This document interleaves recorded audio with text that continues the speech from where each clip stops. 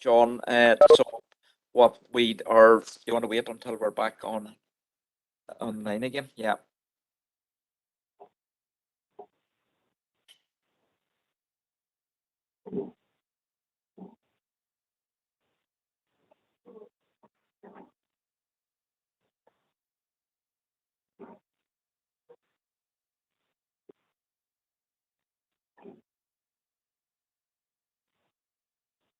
Okay, we're back online. Is YouTube back up and going too, Rebecca?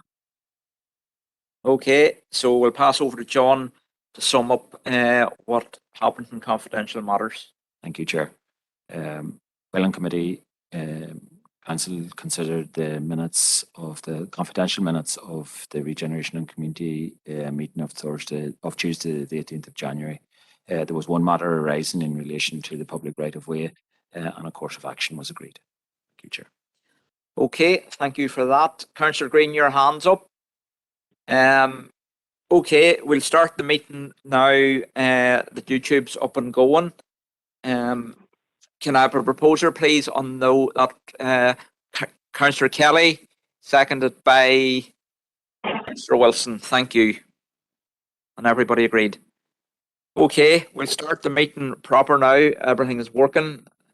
And we will start off. As I said at the start of the meeting, the mics will not be locked. But that is only on proviso that everybody behaves. Basically housekeeping is the same. We've moved the agenda around a wee bit tonight to obviously try to get through the things that we need to get through. So the format the agenda is taken tonight, we've already dealt with item 10, which is confidential matters. We're going items, if you want to write this down, items 1, 2, 3, 5, 6, 4, 7, 8, 9, 11. And that's it on that. I have 2 requests for items of any other business, which, if time permits, I will be taking in. And just to finish off, the last RNC meeting in Enniskillen, I had people saying that I was undemocratic in the way that I was chairing the meeting. I certainly would contest that. I'm far from it. And I let everybody speak when they need to speak. Obviously, the items that are for noting only were the only items that I didn't allow any speaking on, because it already either were in progress or had been passed. And obviously, since that, Alison has sent you out an email with the proper story. And at the end of the day, I'm in the chair. I'll make the decisions of what way the committee runs, but I'll be fair to everybody. I'm certainly not undemocratic. And I think anybody who knows me in my time chairing committees will certainly, hopefully, not think that. But at the end of the day, it's a heavy committee, it's a heavy agenda, and we like to try to get through the business and get it all done. So we'll leave it at that. And we'll move on now to apologies, and we'll go to the group leaders. Councillor Maguire. We're going to Carly, Neil Leskill be own group of Sinn Féin, and we have no apologies from the Sinn Féin group. Councillor McCann will be a bit late, but will be joining us, Chair. Okay, we'll go to Councillor Alex Baird for the Ulster Unionist Party. No apologies, Chair. Thank you. Apart from Councillor Irvine. We will go to Councillor Robinson of the DUP. Thank you, Chair. Councillor Paul Stevenson. Okay, thank you. Councillor Mary Garrity. Thank you, Chair. One apology, Councillor Garvin McPhillips. Okay, thank you. And now we'll go to the single member parties and the independents. Does anybody know of any apologies there? No? Okay, thank you for that. And now we'll go on to item number 2, which is to sign the minutes, the confidential minutes of the previous meeting held on the 18th of January. That has been done. We move on to item number 3, which is declarations of interest. And we'll go to Councillor Thompson.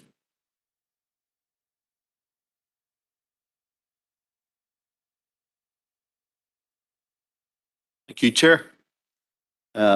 Declarations of interest in 5.4 as a member of the Event Strategy Working Group and 8.1 as a member of the Planning Committee.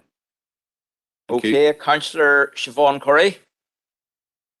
Gurmagad Carley, item 6.2, as a member of Fermanagh Lakeland Tourism. Gurmagad. Okay, thank you. Councillor Thomas O'Reilly. 6.2 Chair on FLT and 8.1 on planning. Okay, Councillor Anne-Marie Donnelly. Thank you, Chair. Paper 5.4, item 2.4 as an employee of Waterways Ireland. Okay, Councillor Alex Baird. Thank you, Chair. Items 5.4 Event Strategy Working Group and 6.2 from Fermanagh Lakeland Tourism. Thank you. Councillor Deehan. Yeah, thank you, Chair, and good evening. Item 8.1 as a member of the Planning Committee. Councillor Tommy Maguire. Gurmagad Carley, 8.1 as a member of the Planning Committee. Gurmagad.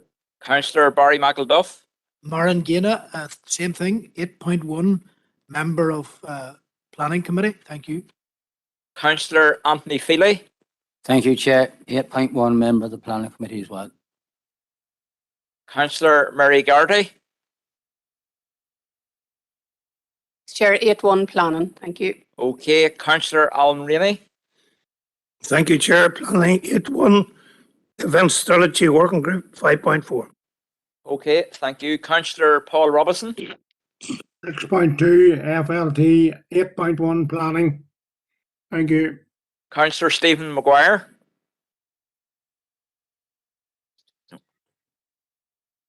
Sorry, Stephen.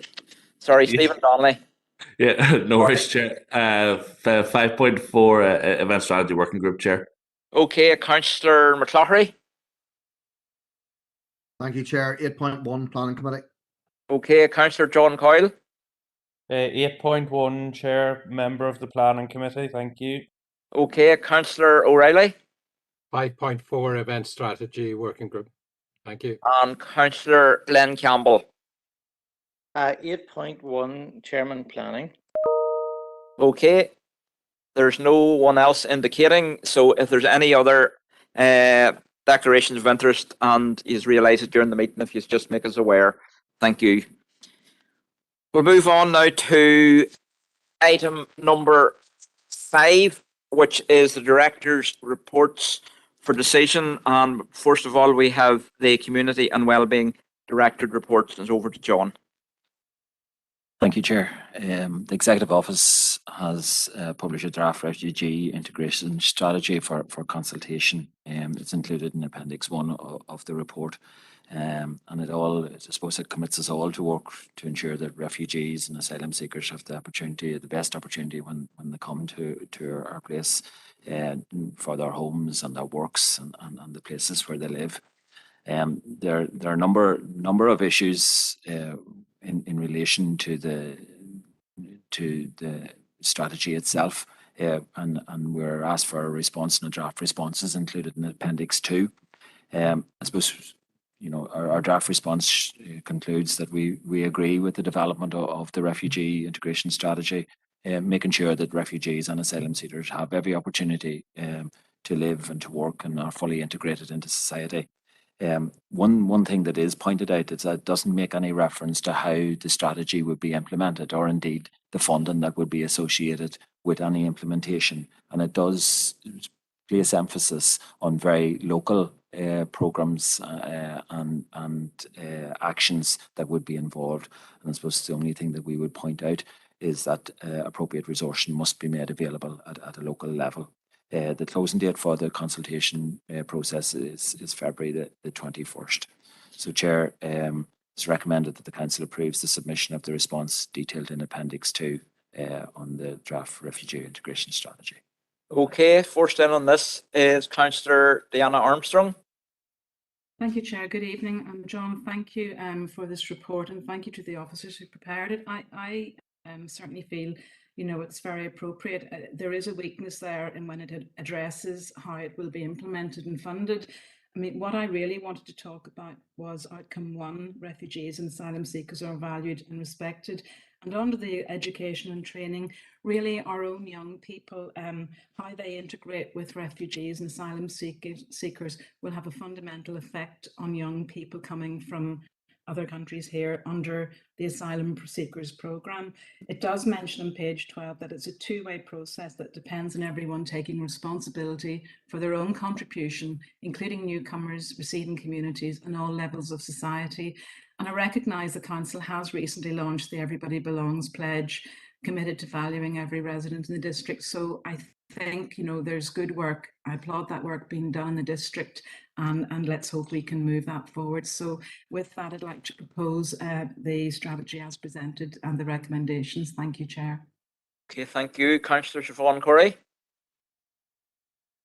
Yes, Gurmagat Kerley and Gurmagat John and the team as well. I think this is a good response to this, and I thought it was particularly, there was a really good point just made around vulnerable refugees and their additional needs. I think it's on page 10 or page 11, particularly around mental health support, and I thought that was very insightful. Just considering what many, actually all refugees are coming from, but I know that the Council has particularly used its experience with the Syrian refugee community, and when I was in the chair, I had the opportunity to meet some of the Syrian refugees who were coming in under that scheme, and the important point to note is actually that those who are coming in under that scheme really have had just the most traumatic experience. I mean, they really have actually had to have gone through things that you couldn't even imagine just to actually qualify for that scheme. So I think that's good just that has been outlined and that's been highlighted about the mental health support that's needed.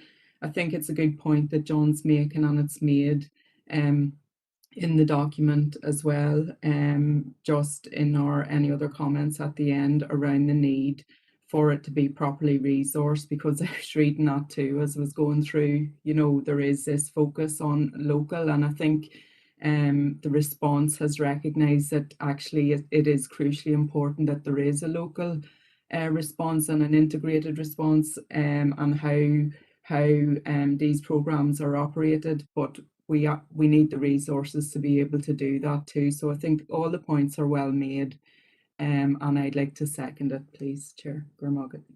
Thank you. Next up, we have Councillor Josephine Deehan. Thank you, Chair, and thanks to John for his report. And as usual, this draft response is extremely comprehensive and well put together, and I want to support it fully. I want to particularly welcome the issues raised around partnerships with communities. I do feel it is important that we would develop a programme which would facilitate cultural exchange and increase cultural awareness in both the newcomer community and the Indigenous communities, because I am a strong believer in diversity.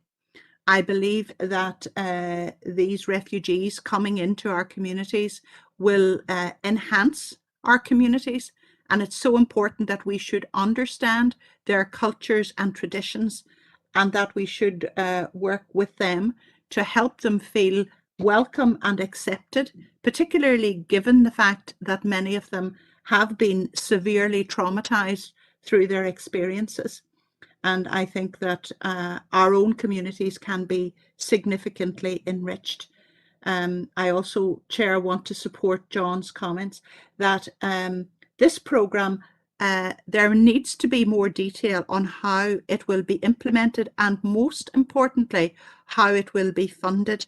Because whilst I believe that the Council and other bodies have done sterling work in dealing with Syrian and other communities, I think that the programmes to date have not been sufficiently resourced, and I am aware that there has been a big contribution from local charitable organisations, and Chair, that simply is not sustainable. So I think that this must be fully funded. Thank you, Chair. Thank you, Councillor Deehan. And next, we have Councillor O'Coffey. Yeah, thanks, Chair. This is obviously a very important strategy, but it is very disappointing, really. It's another example, I think, of the fine words that we hear from Stormont on so many issues, which are not backed up with the sort of resources that we need to see to make them real.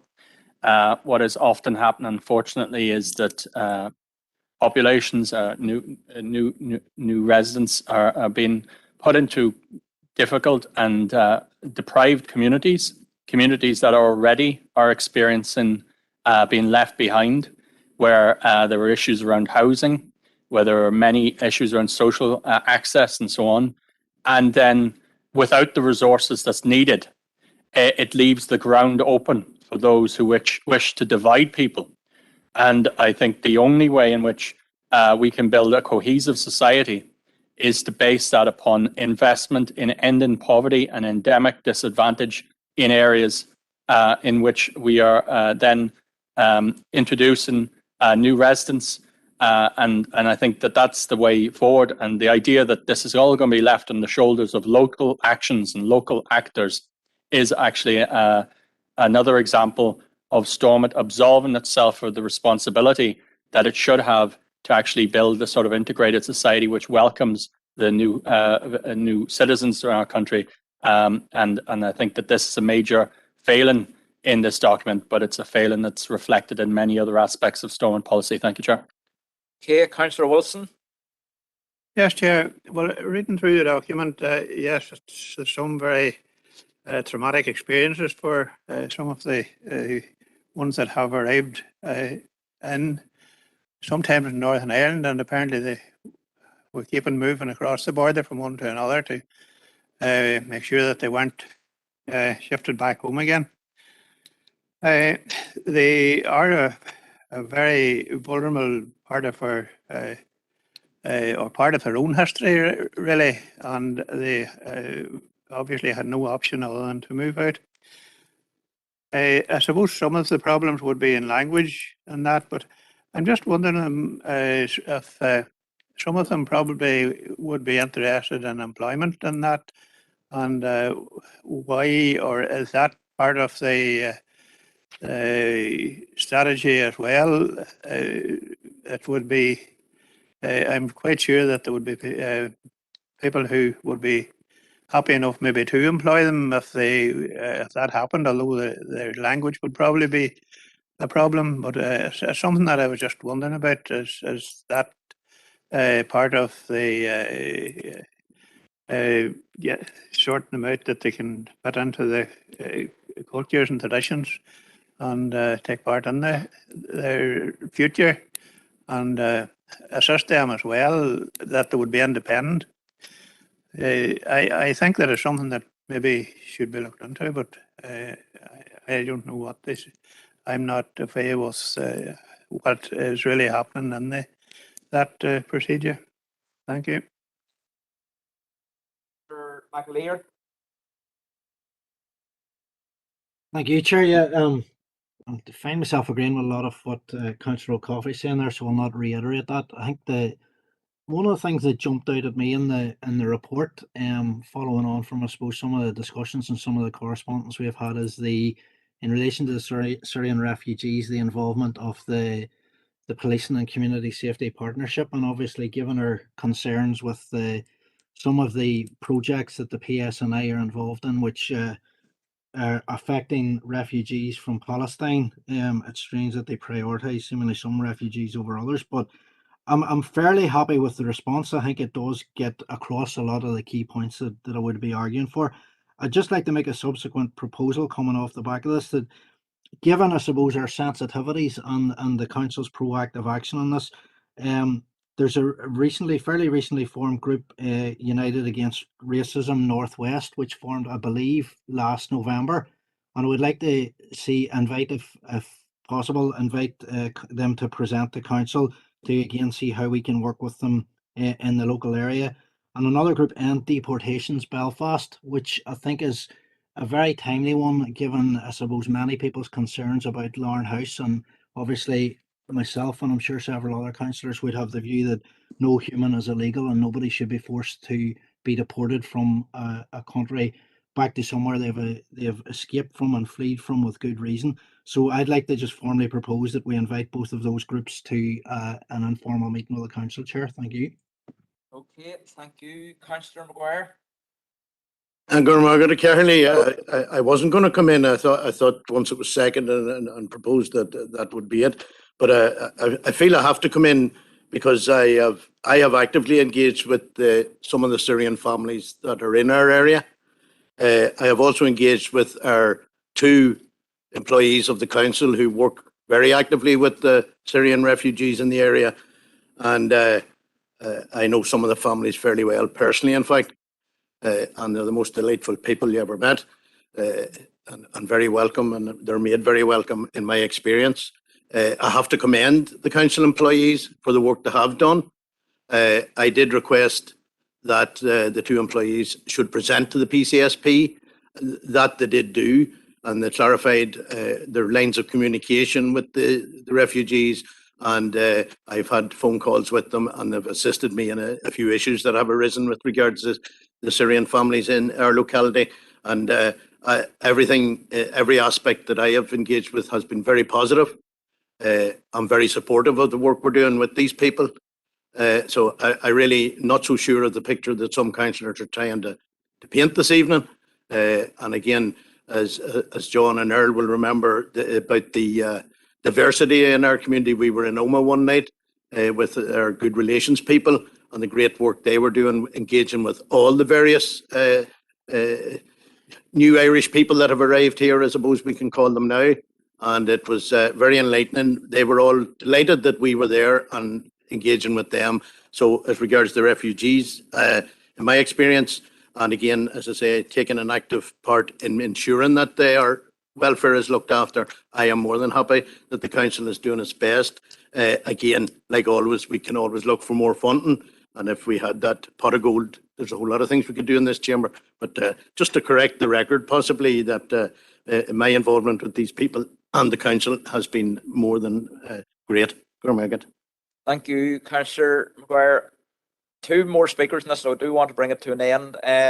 So be brief if you can, Councillor Donnelly.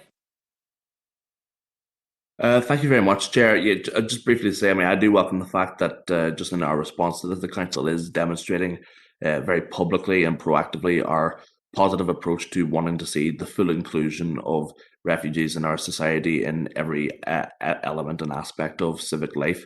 And I think that it's important that we do continue to go with that approach rather than engage in some of the scaremongering and demonisation that we've seen from over quarters. And I'd just like to second the proposal that was put forward by Councillor McAleer in terms of those invitations. Thank you very much. Yeah, thank you. Councillor, and the final speaker is Councillor McCloughery.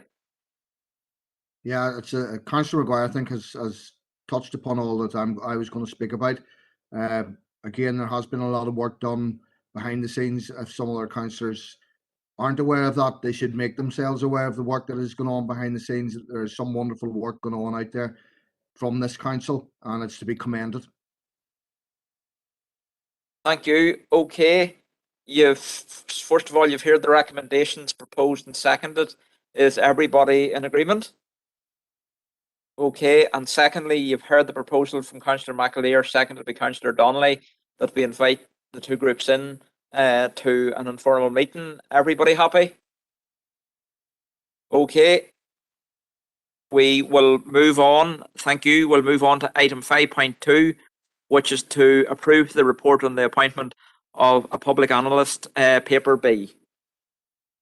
Thank you, Chair. Chair, under the food safety legislation, every council has a duty to appoint one or more public analysts. In the past, this has always been done by Armagh, Banbridge and Craigavon, who have appointed a number of public analysts to carry out examinations and analysis of food samples on behalf of all 11 councils. Well, when there is a change in those analysts, we are again duty bound to bring it in front of council just to get approval. And you will see there in 2.3 the public analysts who have been appointed, and just to get approval for continued use. There was one change there in the last person that is listed in the report. Okay, first person up on this is Councillor Howard Thornton. Thank you, Chair. I propose the recommendation as set out by John. Thank you. Thank you. Councillor Swift. Yes, Gurmagat, Kerlach and John, just a quick question. I'm content to second it. This public analyst, will they have the responsibilities? Do you remember a number of months ago when the whole Brexit rules kicked in and we were going to have to look for extra staff on the particulars that's outlined in the report and maybe have to seek extra salary budget for that particular personnel? Will this person be taking over those roles? Can you clarify, Gurmagat?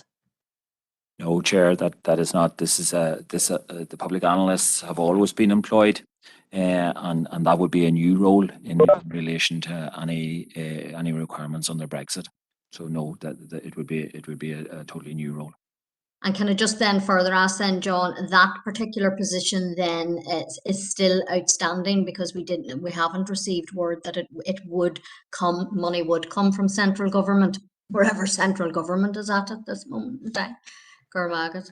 Yeah, yes, Chair. There's been no further developments in relation to that role, or indeed the impact it would have on our own council area. Okay, thank you for that. You've heard the recommendations proposed and seconded. Everybody in agreement? Thank you. Next, we'll move on to item 5.3, which is to consider the report on Culture Night 2022, paper C. Chair, Culture Night is planned for Friday the 16th of September 2022, and as in previous years, this report is to obtain approval that is delivered through again a sponsorship model as it has been in previous years, where we would offer a maximum of £250 per group who want to take part in activities. The expressions of interest for Culture Night will be circulated widely in the press and local newspapers, social media, website, and so on, in order to try and get full uptake of access to it. So therefore, Chair, it's recommended that the Council approves the delivery of Culture Night 2022 to include an open call for participation and sponsorship of £250 per participating organisation. Councillor McCaffrey. Gurmagat Kyerly and Gurmagat John, thank you for that. I'm happy to propose the recommendation, and as a participant in Culture Night and someone involved in one aspect of the culture in Fermanagh, it is great to see such a variety of talents taking part every year, and the sponsorship model definitely seems to be the most enticing to these types of groups and individuals. So happy to propose and can't wait to see what we get this year. Gurmagat. Okay, thank you. Councillor Bernice Swift. Yeah, Gurmagat, very happy to second that, and I'm all about the social aspect of it. Can't wait, Gurmagat. Councillor nobody. Okay, so you've heard that proposed and seconded. Is there any? Oh, sorry, Councillor Corey, just. Yeah, Gurmagat Kerley. It's just a question, really, and it's just around.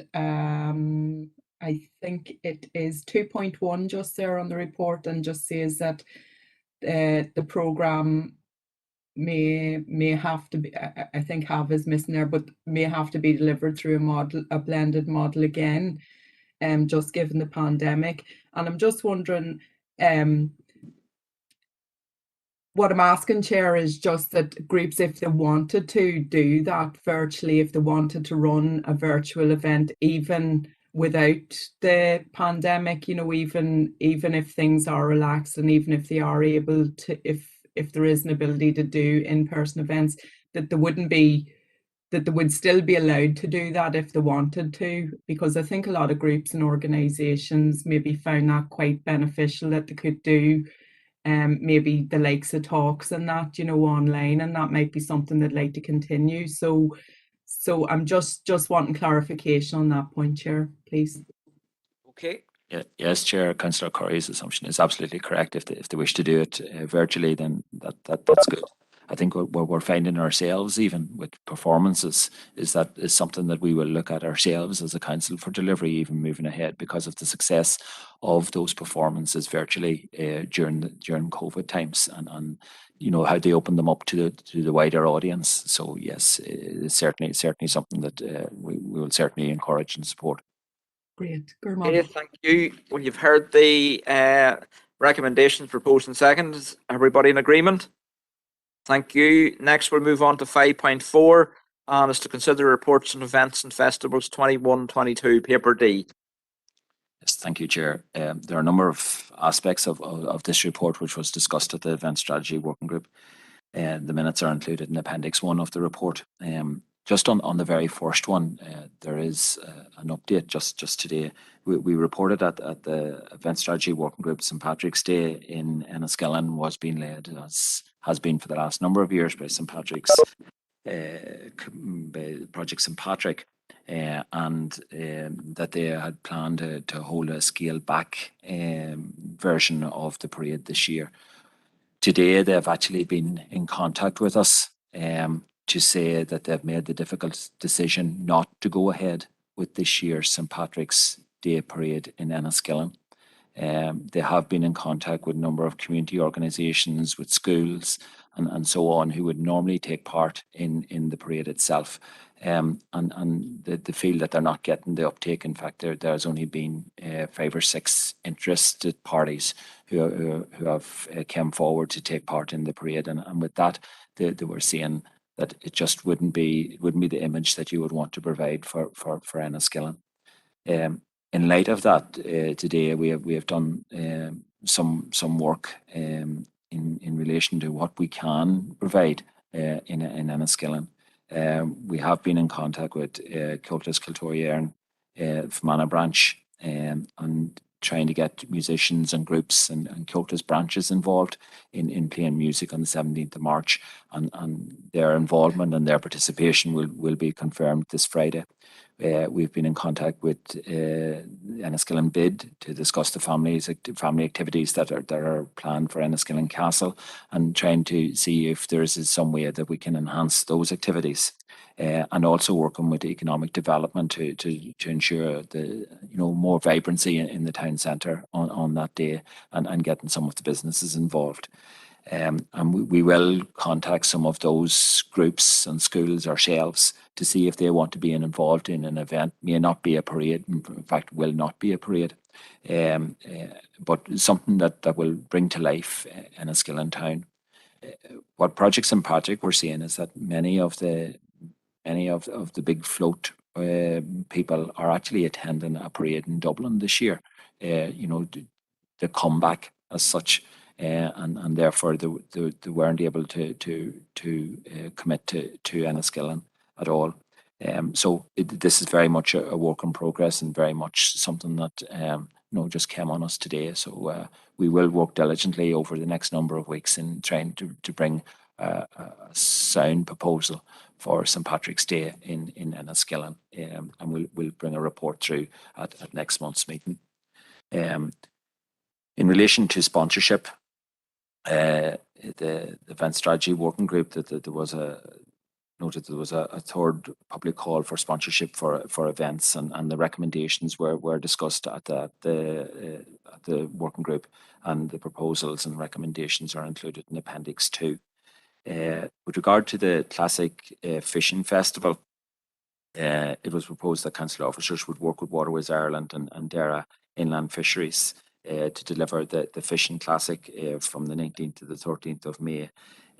We have been in contact with Waterways Ireland, and just this evening we received clarification that they will put £5,000 towards the event for the Classic in Enniskillen.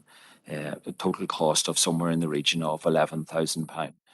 So a net cost to the council of 6. It must be noted that there are various other events on the shoulders of the classic itself. Like, there is the King of the Airn, the Airn Open, and 4 or 5 other events which we also sponsor. And following tonight's meeting, we'll certainly be in contact with some of the organisers of those events also. The Event Strategy Working Group also considered the 10K road race in Enniskillen. It's an event which has reduced in numbers over the past 10 years. It was held last in 2019, and from the period 2009 to 2019, I think the numbers reduced by half over that period. And it is increasing that there are events, local events, in many of the villages and many of the running clubs across our district. And therefore, there were a number of options considered for 2022. One, to return to direct delivery as we have done in the past. 2, continue with the virtual delivery for the Enniskillen 10K, which took place last year. 3 was to sponsor and support those clubs and groups which are undertaking more local activities and more local runs. And the 4th is supposed to do nothing.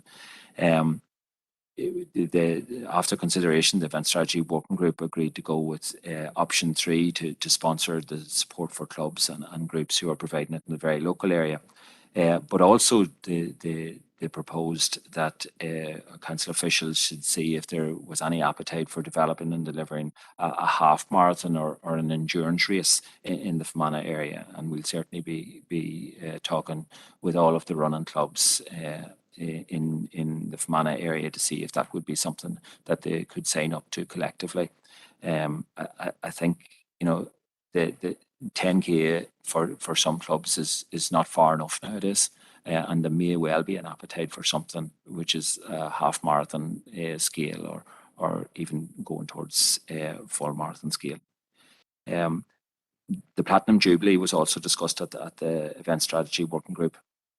And as members will be aware, it is very much on the basis of community-led and community-focused approach to the Platinum Jubilee. At the last RNC meeting, there was a letter which was in correspondence from Michael Gove, the Minister for Levelling Up Housing and Communities, outlining various elements of the Platinum Jubilee celebrations, and those were discussed at the working group. And the response of those, of how we are approaching each of those, are included also in Appendix 4. And finally, Chair, the event strategy or the events, there was an update provided at the event strategy working group of the strategy itself and the actions out of it.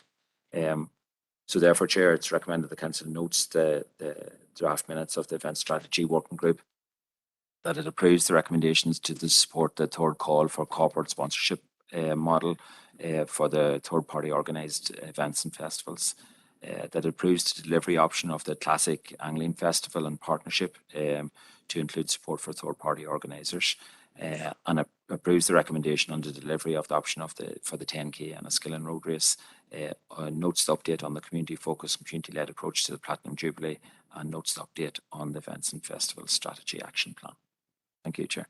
Okay, thank you. First up, I have Councillor McElduff. Okay, thank you, Gora Meagat Kearney. And my interest as an OMA councillor is primarily 2.2.2. And again, on St. Patrick's Day, La Ela Fodrig itself, there is going to be great vibrancy, but I think things have changed. And we were given a briefing at the Omagh Town Centre Forum meeting, about the character of the event on St. Patrick's Day itself. We were given a briefing by Dunollu Cultural Heritage Centre, Brendan McAleer and Molly McKeever. We were briefed on it's kind of a musical festival in character, and there's going to be a map produced as to where those musical performances are going to be, outdoors and indoors throughout the town. So we look forward to that. And Dunollu has been agreed as our delivery partner for the St. Patrick's Day Festival in Omagh. But what I want to draw attention to additionally is that week from Sunday the 13th of March, right through to Saturday the 19th of March, a period of 6 to 7 days. There's going to be 3 huge events in Omagh. And on Sunday the 13th, the Dublin football team and their supporters will light the place up too. They'll probably be there from the Saturday as previous. And particularly the Dublin supporters arrive in large numbers, and they bring great economic and social value to the place, you know. On one of the last occasions when they came up, I remember it was said that they had spent so much money in the town centre that Mickey McCrory's then shop in John Street hadn't even a penny chew left, you know, there wasn't even a penny sweet left in the place. So, you know, I think I would encourage our council officers, as they are going to be doing, to just work with Coldest Kiltory Erin businesses and the local GEA to optimise the economic value of this experience. And then, of course, you have St Patrick's Day itself on the Thursday, followed by Saturday the 19th, the arrival of Mayo, and they bring huge numbers of supporters as well. So Omagh is going to be a magnet over that 7-day period, and social and economic life will benefit. So really what I'm saying is that our council officers, just encourage them, as I know they will, to prepare with local businesses, with the GEA and with Coltus to ensure that this experience is maximalist for everybody concerned. Thank you. Thank you. Do you want to propose the recommendations, Councillor Michael Duff? Yes, happy to do so. Thank you. Okay, thank you. Next up, we have Councillor Paul Blake.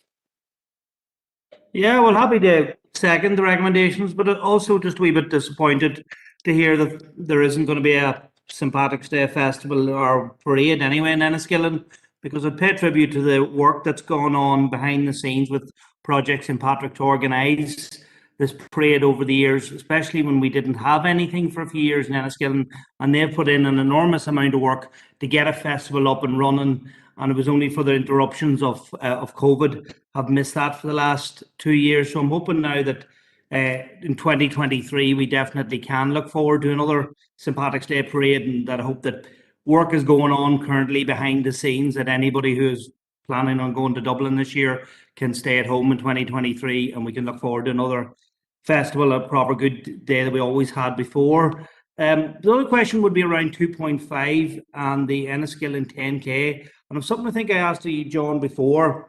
I'm wondering, would it be possible, because I know it had kind of gone down and the numbers had dropped around the Enniskillen 10K, and I was wondering, would it be possible to outsource it to another group to be interested in running it, that could, like Enniskillen Running Club or some of them, might be keen on taking something like that on. I know it's a lot of responsibility, but it might help in terms of reviving it, because I certainly wouldn't want to see it go back to a virtual event. I think it's a thing that we want to see people out and about, and we want to see people taking part in things like that out in Enniskillen, and or if you want to increase it to a half marathon or marathon, something that brings people to the town, then it's great to see it. Just Chair, and just in relation to that, we have been in discussions with Enniskillen Running Club, and you'll be aware that they organise and run the spectacular event, and they are not keen to take on the 10K event as a spectacle. We will, as I said, we will work with all of the clubs in the Fermanagh area to see, is there something of a more endurance. There is a lack of it. There is no half marathon. There is no full marathon here in Fermanagh. So it is something that we will talk to all of the running clubs to see, is that something that they feel would be a runner. Thank you, John. Councillor McCloughery. Thank you, Chair. Obviously disappointed that the Enniskillen St Patrick's Day parade won't be going ahead in the format that had been anticipated, but it's not unexpected given the timescale that was involved. I'm also wondering what is any, as the chair of the Old Ulster Scots Working Group, has there any engagement been tried to be made with musicians from that tradition to bring them on board for the various events both in Enniskillen and Omagh with their musical talents as well. And whilst I welcome Councillor McElduff's proposals around the GAA, I'm hoping that they won't be putting anybody's lights out like the last scenes that we've seen on TV over the weekend. Thank you. Councillor Swift. Maggots, Cahirlock, and it's disappointing, John, to hear about the St. Patrick's Day festival. That was looking so well in the promotion leaflet at last month's meeting, but it's all understandable given all the factors and the issues with COVID, etc., and people just not being ready. So, but we will continue to encourage the community buy-in for the event to be a success next year, and that St. Patrick can come back and get rid of the few snakes that are left in the area. But all jesting aside, then on the 10K, the road race, I fully agree with you, John, when you make the point about more endurance is needed. The 10K, even I could manage that. So, and I know all our fitness people in and around the area and those who have come to this in the early days now want more. And a bit like our Fairmannock that we have in our own village, you know, things of those standards are what they are, the attractors. So without a doubt, it's half our full marathon is what we definitely need to be looking for as the experience that's required and the need and demand, really. And then I just want to go swiftly on to the Platinum Jubilee, and at the meeting in December, I did request to be dissenting from that agreement, and I made my issues clear on that day. I don't need to rehash them, so I am content to note and approve everything, but I request to be noted as dissenting on the update, and I hear loud and clearly on the events working group have agreed it all, but I'm still not supportive of that as a celebration. Gurmag at Kirlock. Okay, thank you. Next, we have Councillor Tommy Maguire. Gurmag Kearley, thanks, and thanks to John for the full report. But I just see within the minutes of the group at item 6 that there is a reference to a meeting to present on the Islands of Ulster event and to liaise with Councillor Curry and other interested councillors on the programme. Now, just my question is that other councillors that are on this specific group or any councillors, members of the council? Because I would like, if possible, for any information on that topic for myself to be included, to be liaised with, if possible. John, I have a specific interest, as you well know. Yeah. No, Chair, I suppose in regard to the Islands of Ulster, there are discussions taking place and there are plans to hold an event in relation to it, which we hope to bring to committee pretty soon. We can consult with any member and to be included in that consultation process as to what it looks like, as to what those celebrations. There may well be a futurism in this programme, and we're just scoping it out at this point in time. So yes, all ideas and all suggestions are welcome. So yeah, this was Councillor Maguire. Yeah, we will certainly be consulting. John, thanks for that. John, thanks, Chair. Councillor Feely. Thank you, Chair, and I'll be brief. It's more a comment than a question. And like other councillors, very disappointed that there's going to be no St. Patrick's Day parade in Enniskillen. It looks like Owen's going to be the town head for this Paddy's weekend for a bit of crack with the football matches and everything going on. But just about the 10Ks and the 5Ks, I'm glad that we've gone for option 3 there for our own local GA club in Garrison. I used to do a 5K every year before COVID, and it's a great fundraiser for the club and a bit of crack around the village too. And unlike Bernice there, the 5K was plenty for me, so I wouldn't be too fond of marathons, but 5K. I'm just glad that we're going for option 3 and that we're going to help out clubs and support groups as much as we can. It's a good thing for all communities. Thank you. And the final speaker on this is Councillor Eamon Keenan. Thank you, Chair. Just really with regards to the celebrations for the British monarch, I think at that meeting in December made me opinions pretty clear and strong. But like Bernice, I'd like to have my dissent recorded on that issue. I don't see it in the minutes, but yeah. Thank you. Okay. Well, you've heard the recommendations proposed and seconded. We've heard them proposed and seconded with Councillor Swift and Councillor Keenan part of it. Is everybody else in agreement? Okay, thank you. That's passed. Next, we'll move on to item 5.5. Here. Next, we'll move on to item 5.5, and that is to consider the report of the Director of Community and Wellbeing, paper E.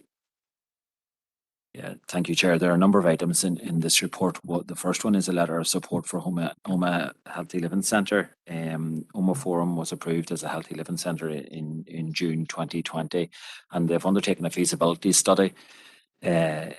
And they are now applying for funding from the National Lottery for the establishment of initiatives to try and improve the health and well-being of the people in Oma. I suppose there are a number of players in this field as it is at the moment, not least ourselves, but also, you know, the Western Health and Social Care Trust, the Public Health Agency, and indeed the community and voluntary sector, who are all involved in programmes relating to the health and well-being of the area. We are in support of the Healthy Living Centre. I suppose the letter of support, what I've said is that, you know, we'll give a letter of support once we see what the actual programmes are and how they integrate with our own programmes. Those of you who sit on the Community Planning Partnership Board will be aware that there is a programme in Oma as a pilot with the Western Trust, the Public Health Agency, and ourselves to dealing with multi-morbidities and indeed dealing with the long-term health and well-being of people and identifying those programmes. And what we would like to make sure is that before we send a letter of support, just to make sure that the Healthy Living Centre's ethos and ideas are very much in line with those. The second element of the report deals with the significant sporting achievement of Clogher Valley Rugby Club, and before they went to the Junior All-Ireland final, they had submitted an application in accordance with our significant sporting achievement application for £1,000. The third element of the report deals with the breast screening unit, which historically and has always been at the Fermanagh Lakeland Forum for 3 or 4 months of the year. And the Western Health Trust have requested that the unit be accommodated again at Fermanagh Lakeland Forum, commencing on the 10th of February, with screening to take place on the 14th of February for up to a 4-month period. And Chair, just for noting, the Irish Football Association corporate strategy is included as an appendix and outlines the 7 strategic pillars. And it does give a commitment to build on the excellent working relationships with local government to collectively support the football community. I do notice in their strategy that they talk about the building of up to 3 local stadia, and that's something which members may like to consider. And at a previous meeting, the 5th item of the report, there was a query raised in relation to the size of the community premises grants, and they are included there at 2.52, and indeed the maximum amount of award, which is made under all of those community funding streams. And Chair, the final element of it is item 2.6 there, the quarterly Regeneration and Community Committee actions update for the period November 21 to January 22. I think Chief Executive Allison has sent out an email. There was issues in relation to environmental services as to the more detail on the report, and that will be considered for the next quarterly reporting period. So therefore, Chair, it's recommended the Council approves the letter of support to Oma Healthy Living Centre, approves the funding of £1,000 to Clogher Valley Rugby Club, approves the siting of the Western Trust breast screening mobile unit in the Lakeland Forum, notes the Irish Football Association corporate strategy, notes the maximum grant available under the various community funding streams, and notes the quarterly Regeneration and Community Committee actions for the period November 21 to January 22. Okay, thank you. First up, we have Councillor Wilson. Chair, yes, well, this is a fairly widespread matters in this, and I would think that, yes, we have from health matters to rugby and to the Irish Football Association and all that. And I would propose that we approve these in total, and I think that they will be welcomed by our constituents out there. Thank you. Thank you, Councillor Wilson. Next up, we have Councillor Josephine Dehan. Thank you, Chair. And I want to thank John for his very comprehensive report.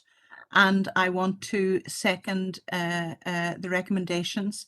Chair, I want to make a comment really about the Omagh Healthy Living Centre.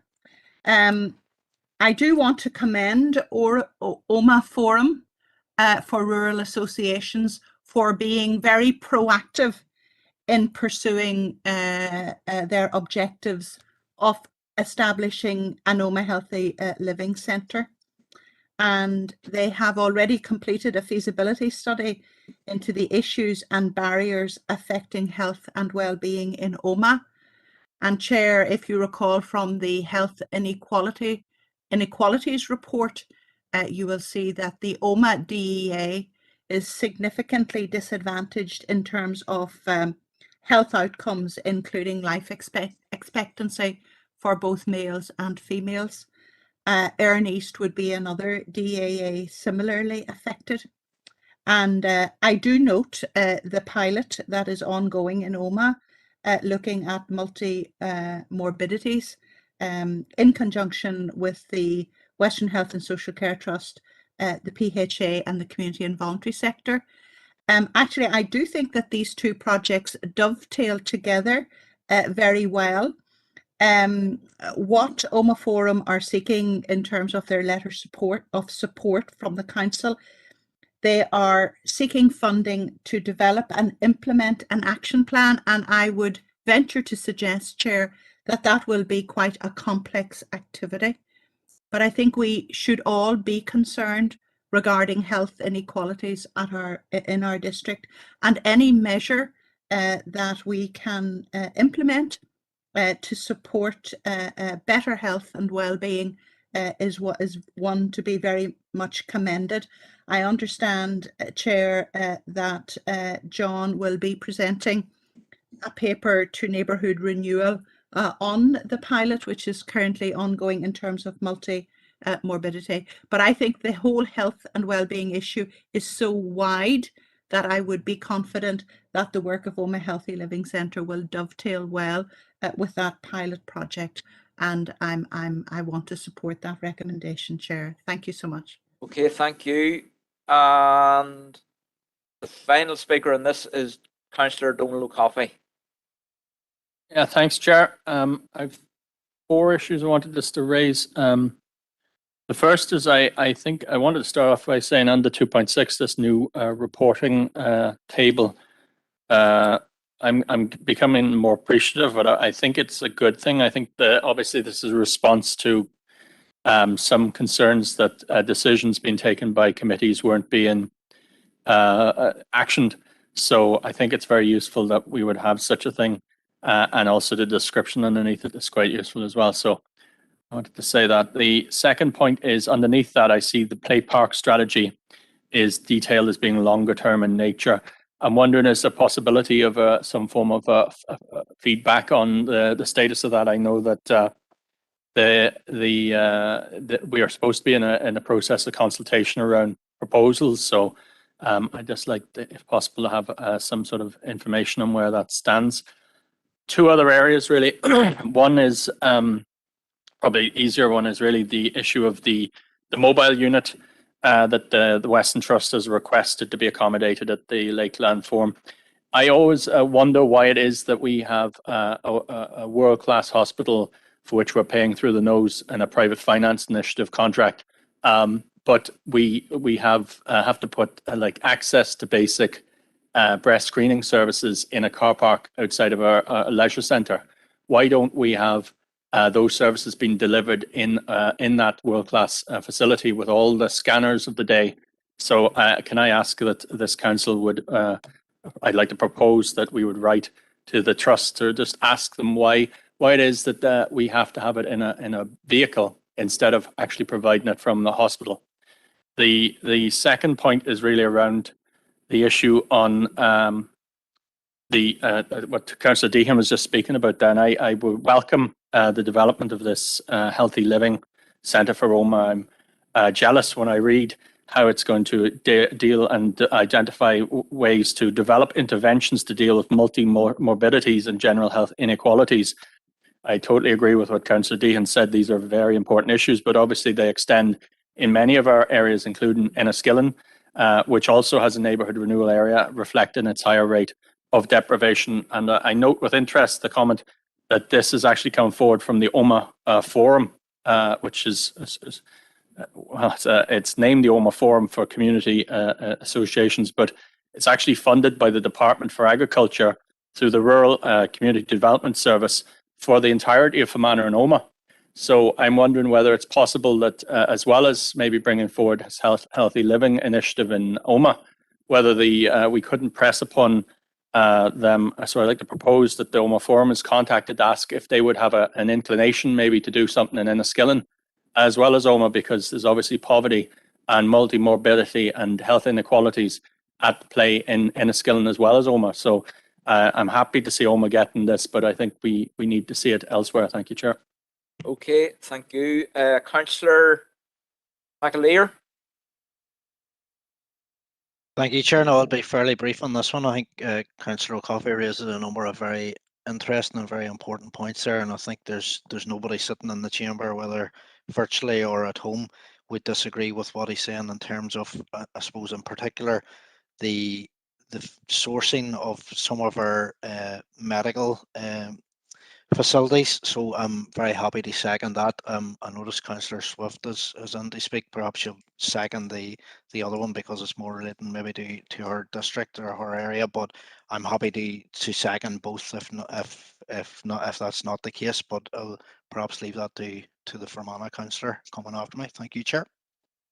Okay, and finally then we have Councillor Swift.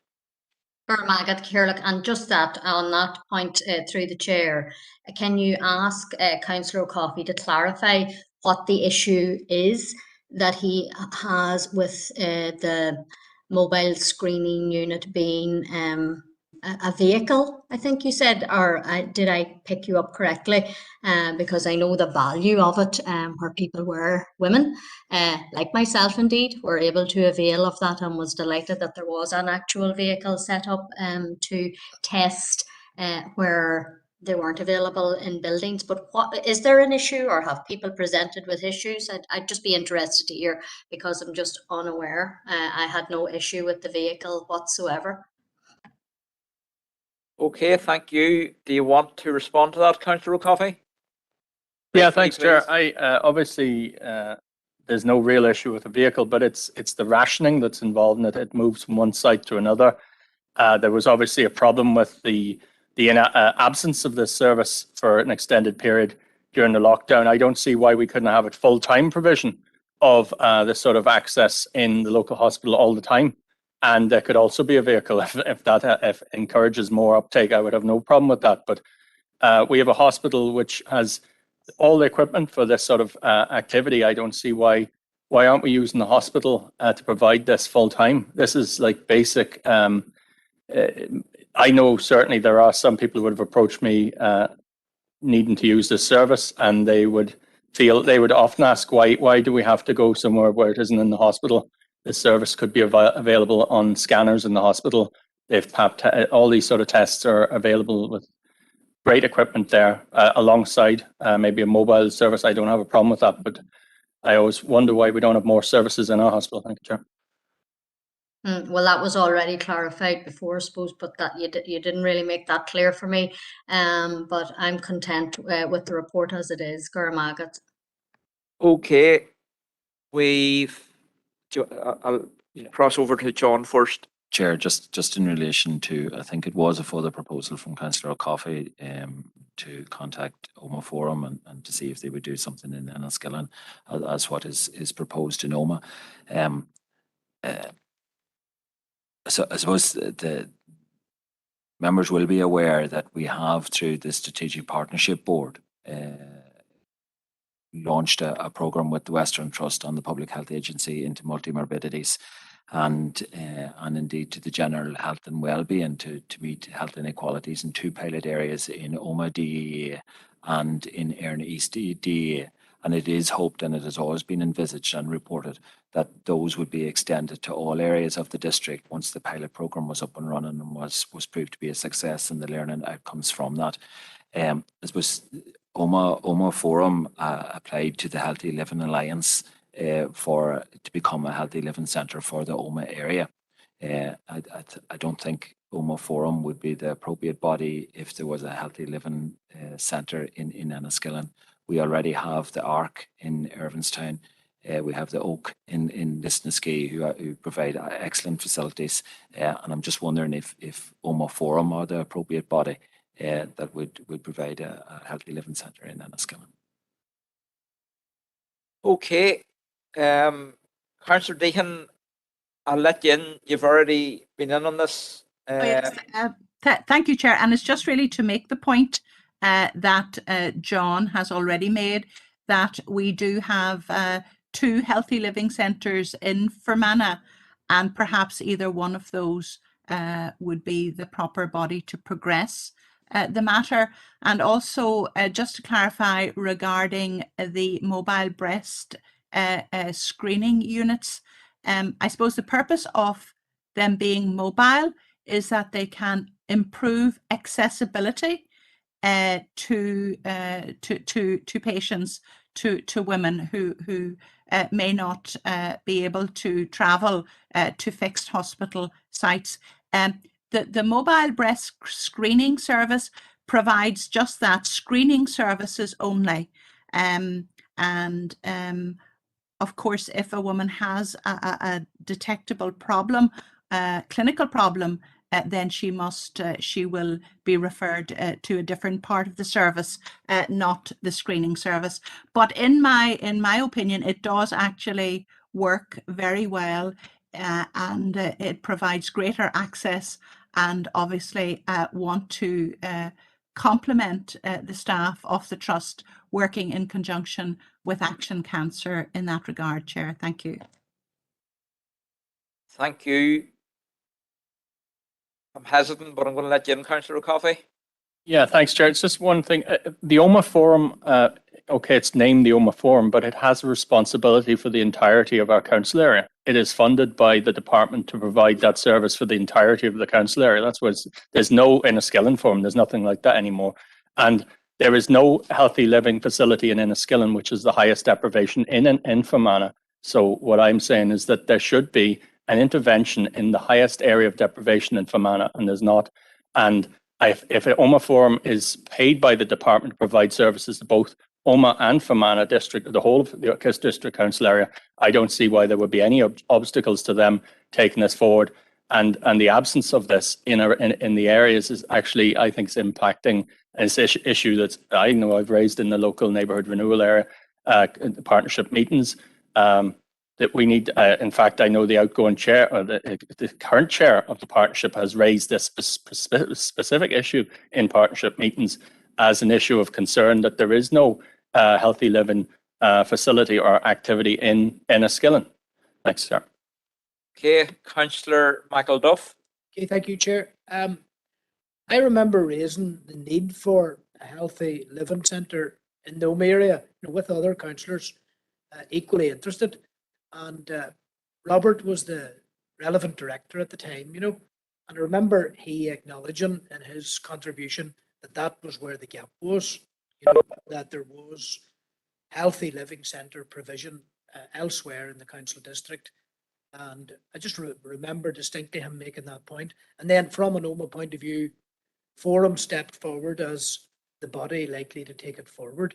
The council did some scoping out work, and it was very helpful. There was a very good meeting at Strathroy Community Centre on a number of occasions, I recall.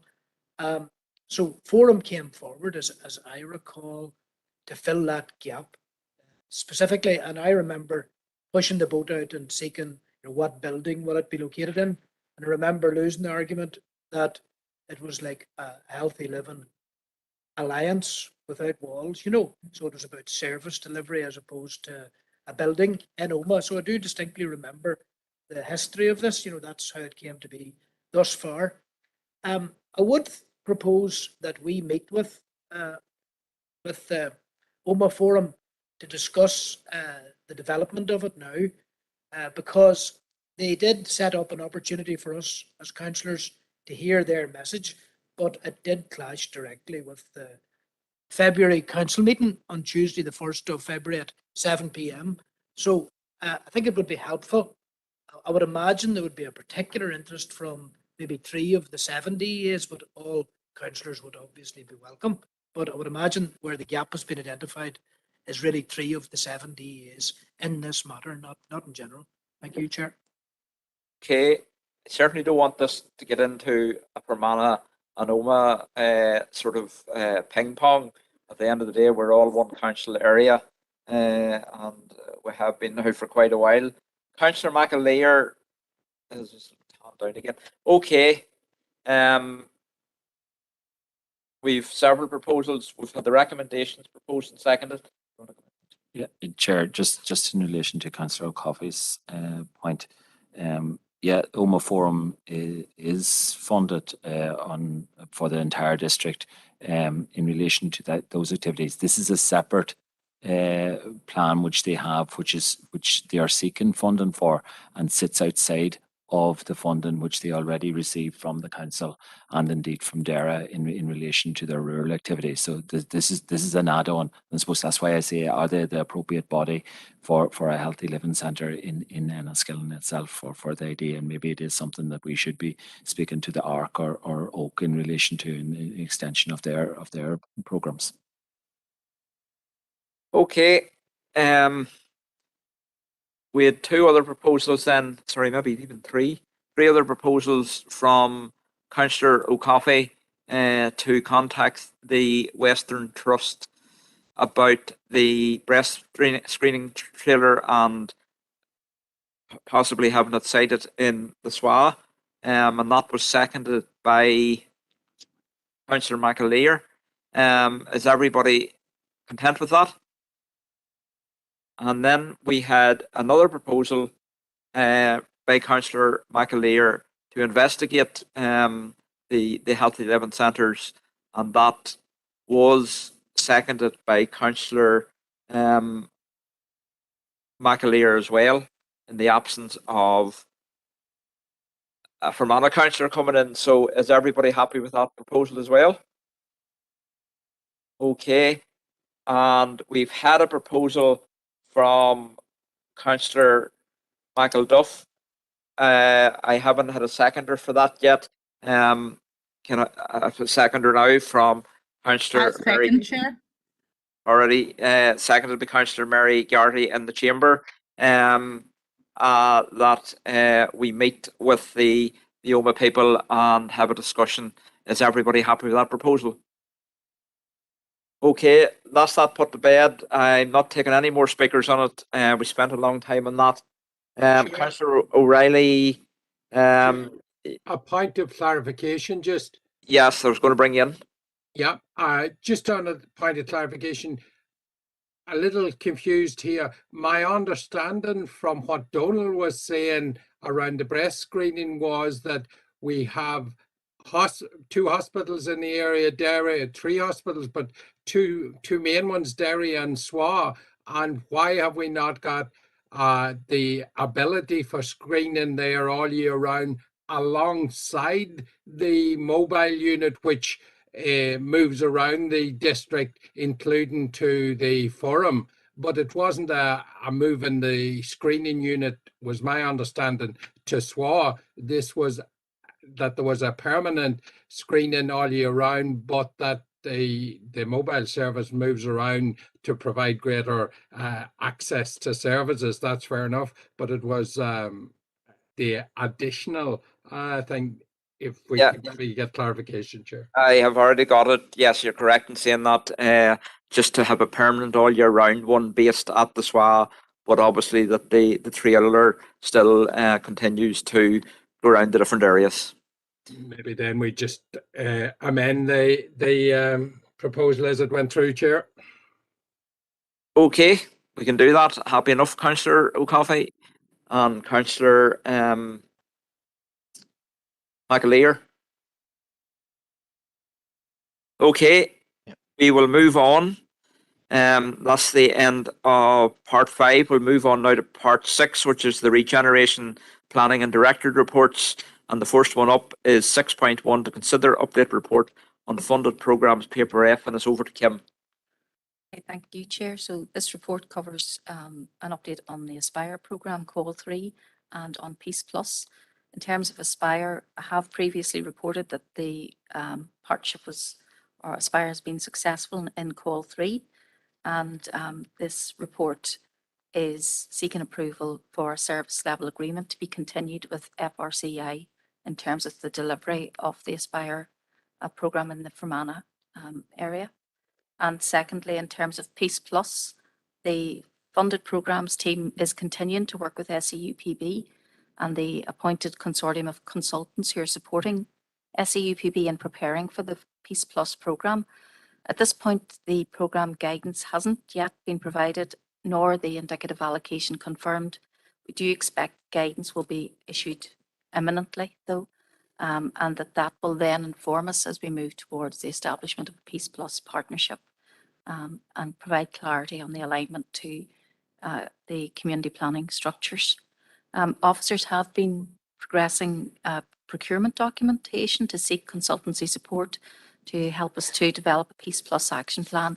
And once that guidance is provided, we aim to be able to move to seek that consultancy support. So it's recommended that the Council approves the issue of a service level agreement to Fermanagh Rural Community Initiative for Call 3 of the Aspire programme for the 22 to 23 financial year to a value of just over £147,000, and that the information update on Peace Plus is noted. Okay.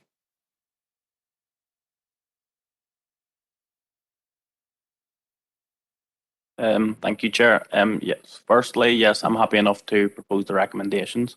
I do want to pay tribute to the Aspire programme because I think it's an excellent programme. I know of people who have availed of it, and it does help tackle unemployment and people looking to enter different employment they might prefer. But I would just like to ask a question, and this is more for my own clarification.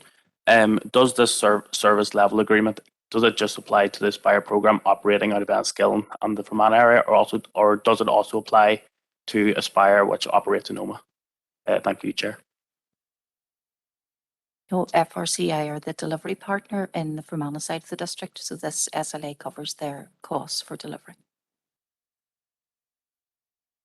Okay, next up we have Councillor Thomas O'Reilly. Thanks, Chair. I just want to say a few words on the Peace Plus. Obviously, we have had in this council area many years of benefit from the peace programs, and certainly a Peace Plus program holds out opportunity for a lot of people to gain benefit as well. I suppose, like everything nowadays, it seems to be moving more that things are put on the ground late, and there is real pressure, Chair, to get a partnership together. And then, as we've seen in all of the previous peace programs, real pressure to get spent. And we are always struggling to get that spend towards the end of the peace programs. And I would certainly be proposing actually, Chair, that we would make representation to try and learn from these lessons, and to have a greater timescale in which to be able to have define goals and define systems to which to deliver to, and then to be able to have that information ready for the partnership as early as possible to be able to deliver out the allocated money. And while saying that, Chair, I want to make a further proposal that just to that very point of the fact that we have an opportunity to have further funding through Peace Programme, Peace Plus, and other programs, that we would set up a working group, Chair, to work with the officers across a broad range of funded programs to ensure that there was a shovel-ready amount of projects with a good geographical spread, so that we weren't seen to be just concentrating on the two main towns of Enniskillen and Omagh, that all of the small rural villages and areas would have an equal opportunity to have shovel-ready projects, so that when funding like the Peace Plus comes, or any other funding, Chair, that we would have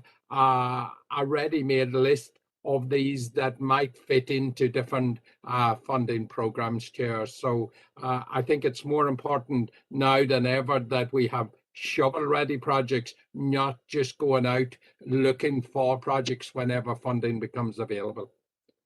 Thank you. Okay. Do you want to second the recommendations, Thomas? I would do indeed, Chair. Thank you. Okay, thank you. Next up, we have Councillor Earl Thompson.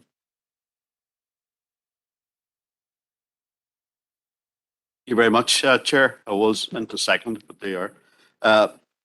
Just with regard to the recommendations, obviously, Aspire is vitally important for the communities out there, and I know people like Councillor Bell has already said that have grown in confidence and competence from taking part in these programs all over the years. I think that's actually, since I come on to council, it's been there, so that's very much welcome. With regard to Peace Plus, I don't disagree with a lot of what Councillor Riley has said. Just with regard to the Peace 4, which we finished or officially opened the last two projects yesterday, and they were certainly not in the two main towns of Ormond and Enniskillen. There were one of them in Clavey, and the other was in Arney. So they're not in the two main towns either. But I agree with a lot of what he said, and I'm happy enough with his proposal regarding the working group. You want to second that? I'm happy enough to second that, Chair. Thanks again. Okay. Next up, we have Councillor Seamus Green. Thanks, Chair. Yeah, I was coming in to second Thomas's proposal there. I think it's essential that we don't get bogged down and just have everything in the two main towns. I 100% I'm delighted that some of the projects are in the two main towns, but we have to remember we're mainly a rural council, and money has to be spread around. And if there is funding streams or anything to be done, it is essential that the rural areas, which is the majority areas of the council, do get their fair share, and that we. So I'm happy to support that proposal. Okay. We've had, well, first of all, we've had the recommendations proposed and seconded. Is everybody in agreement?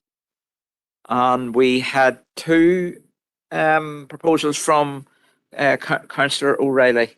The first one has been proposed and seconded. Can you remind us again of your second proposal, Councillor O'Reilly? Just that we would write to SEUPP, Chair, to around the idea of the timeliness of information and how the plan for spend and so forth, so that the partnership, whenever it's formed, would have the maximum amount of time to be able to get money onto the ground. Okay, Councillor McElduff's coming in. I'm sure that's the second. That is it, Councillor McElduff?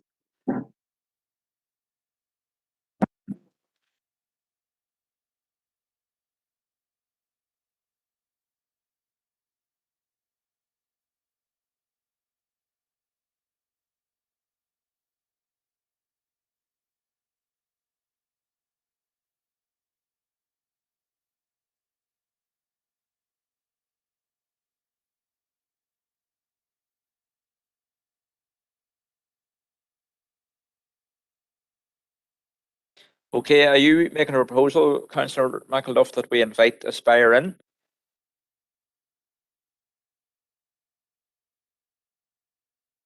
Are you happy enough, Councillor O'Reilly, to incorporate that into yours? Chair, whatever was going on there, we didn't hear any of that interaction between you and Barry. Okay, maybe that was the problem, Barry. He's all keeping. Okay, back over that. Councillor McElduff has made a proposal that we invite Aspire in, and I will go over to Councillor Anthony Feely. You switched yourself off, Anthony. No, I was just going to second Barry's proposal there, but if it's needed, but if Thomas wants to do double, it's okay. No, I agree with Barry there. I my second term on council, and I just wouldn't be up to date with space. Okay, Councillor Bale. Apologies, I was coming in to second Councillor McElduff's proposal. Okay, no problem. Well, you've heard the another proposal that we invite Aspire in for an informal meeting. Everybody in agreement? Okay, thank you. We'll move on to item 6.2, and there's been a declaration of interest has come in from Councillor McAleer on this item 6.2, and that's to consider update report on various tourism development initiatives, paper G.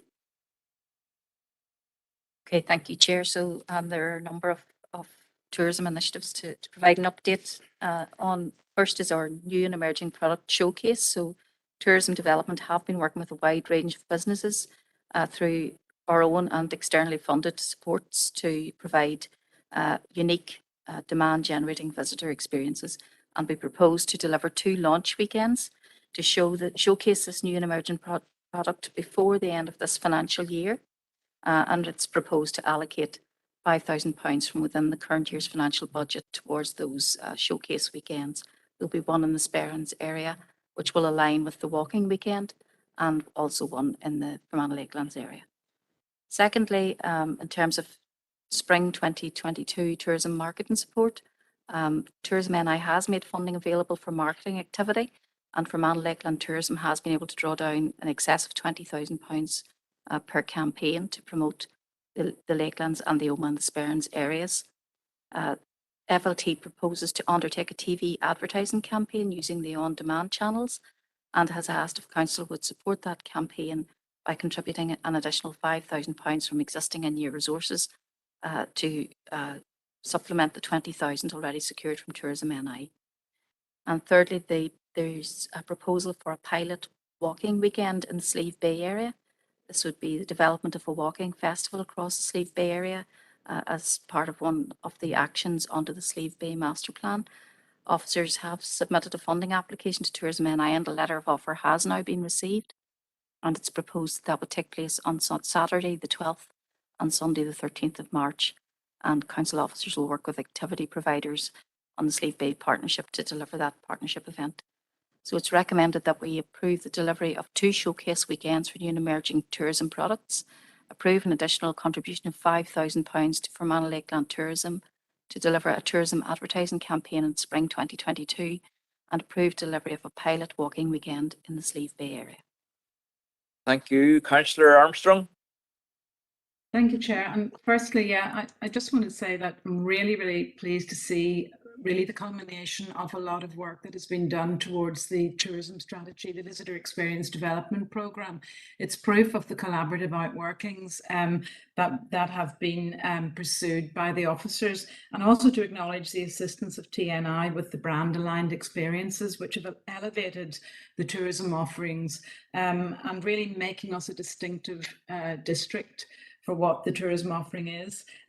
I also think the collaborative experiences, they really, when you look through that appendix, you can really see the value there in the small businesses working together, and that's where we can prove our strength and really add on to the offering to tourists.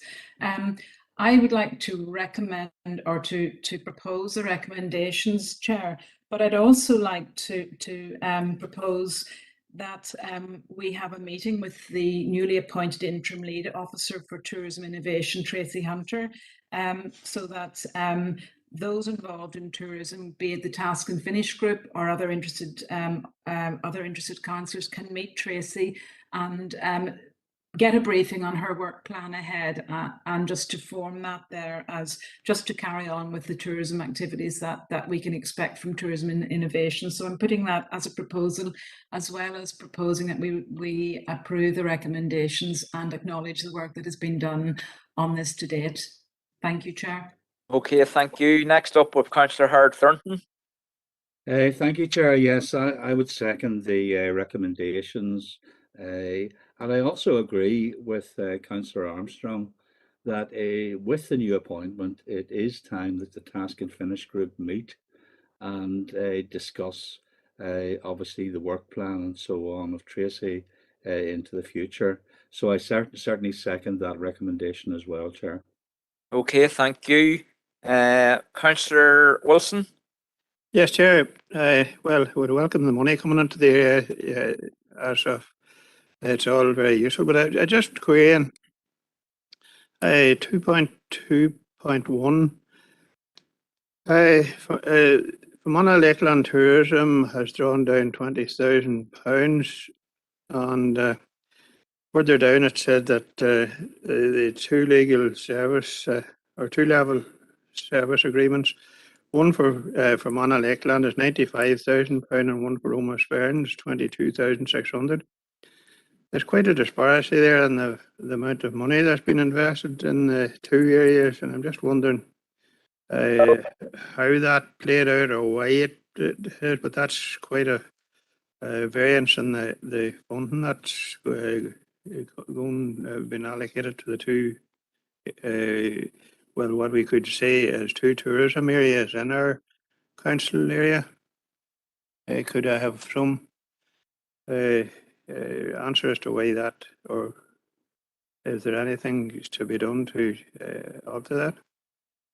I think that Chair has been a progression from the legacy arrangements in terms of the levels of support and a reflection of the developed nature of the two tourism products. The Fermanagh product is much more developed than the Sperrin's product, and the contributions there is an increase on what would have been spent previously in the Sperrin's area. And just alongside that, there's also a contribution which the council makes to the Sperrin's partnership in terms of officer and partnership funding support. So it's not the total contribution in terms of spend in development of the Sperrin's tourism product. Chair. Okay, thank you for that, Kim. And finally, on this topic, Councillor Green. Thank you, Chair. In relation to funding and that, can I just clarify with the director there? There was a proposal made at the Air and East partnership over 12 months ago about funding for a sculpture that was supposed to be put up north and south of the border. In the southern side, it was put up in June 2019. And in the northern side, it still hasn't been put up, but it was proposed at the Air and East, known as Air and East Partnership, that the council would be asked to help to fund it. It was also then proposed back in September, I think, this year at the Newsley Bay partnership with the other three councils, and it still hasn't come to council. I'm just wondering how does some organisations get their proposals brought to council and other organisations don't get their proposals brought to council? Could we just clarify that? Chair, my understanding of the sculpture piece in terms of Slieve Bay was that we were to explore funding opportunities in terms of the £40,000 contribution, and that there also needed to be progress made on landowner agreements and statutory approvals. So I don't think it's in a position at this point to come to council. I don't think there has been a funding opportunity identified for that level of funding. Certainly not funding that we currently have in our tourism budget. Okay, well, I think the chair would agree with me that that wasn't what was proposed at them meetings. I believe he was at them. It was proposed that the council would be asked to fund it or to seek funding. Now, I can get back to the other two councils and the chair, and we can look up the minutes, but that is two proposals that are put. The southern side has it up from June 2019. This is a tourism initiative.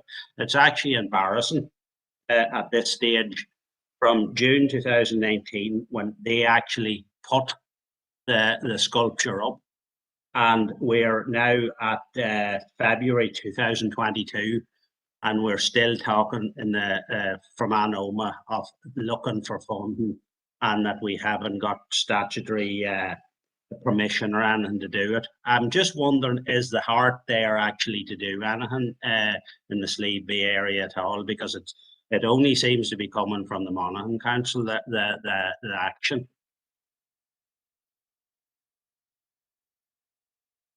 Chair, I can certainly speak to the officers and seek an update on the previous meetings of the partnership. That was my understanding, in that funding opportunities were to be identified, and I understood that that was the position with Mid-Ulster also, but I can certainly seek an update and bring a report back.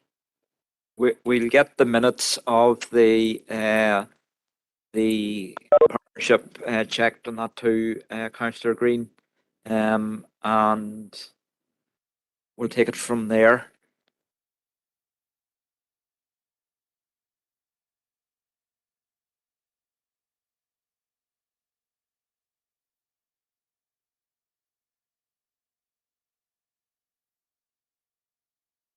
Councillor Armstrong, you're looking in again. Thank you, Chair. Yeah, just when talking about sculptures, I just wondered just if there's an update on the giant sculptures for the Sperrins, if there's any update on the installation. The information may not be available, but it just came to mind when that was being discussed. So if Kim had an update, it'd be very welcome. Thank you. So I understand that we're working towards installation around March, but I'll bring an update to the next meeting. Fantastic. Thank you, Kim. Okay, thank you. Okay, that's you've heard the recommendations proposed and seconded. Is everybody in agreement? Okay, we'll move on to item 6.3, and that is to consider report on levelling up fund, paper H. Thank you, Chair. So in March last year, the UK government announced a number of UK funds. Councils were eligible to apply to two of the funds, that being the Community Renewal Fund and the Levelling Up Fund. So this report provides an update on the information provided to the May 2021 meeting of the Council's Brexit Committee. It's not expected there will be a further round of the Community Renewal Fund, as that will be replaced by the UK Shared Prosperity Fund. However, a second call for applications to the Levelling Up Fund is expected in spring 2022. And this report refers specifically to the approach to submission of a bid to round 2 of the Levelling Up Fund. It's jointly managed by a number of UK government departments, and a different approach was taken in Northern Ireland to the rest of the regions, in terms of the fund being open to a range of local applicants, including but not limited to businesses, voluntary and community sector organisations, district councils, the Northern Ireland Executive and other public sector bodies.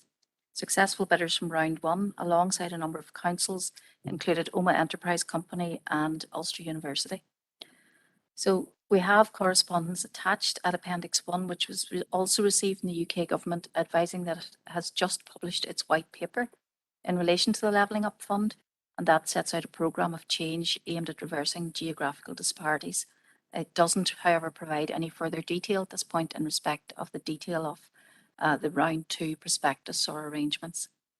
So given the lack of information and the need to progress to a state of readiness, an assumption has been made that there will be a similar approach adopted to round 2 as taken in round 1. And if that is the case, bids will be invited for projects up to a value of 20 million at a local level.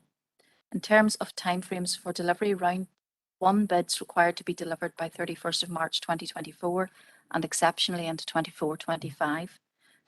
That may move forward a year, or again, it may also stay within the same delivery period. And investment priorities were smaller transport investment, regeneration and town centre investment, and cultural and heritage investment. We now need to identify and prioritise potential project submissions, with key criteria being linkages to those investment priorities, what the project status is in terms of the stage of project development and readiness. So projects will be expected to have the equivalent of an OBC in terms of the submission information. And then deliverability. So we need to look at projects which can be delivered within that time frame for spend, i.e. except probably 24-25 and exceptionally into 25-26. So taking account of all of the criteria and the current state of readiness of our own identified strategic projects, it's really we've identified 3 key projects which are likely to be our best at our best state of readiness, those being the Fermanagh Lakeland Forum project, the Ardone Theatre project, and then the Marble Arch Caves Marlbank Master Plan. So its proposed officers continue to work towards development of those strategic capital projects in terms of working towards a round 2 bid, and subject to confirmation of that round 2 prospectus, we will make an assessment as to the final bids and report back to members at that point. In addition, we are continuing through our capital programme to work on identification, feasibility and development of a range of capital projects which support our vision and strategic outcomes, and also alongside that to scope and identify potential funding opportunities.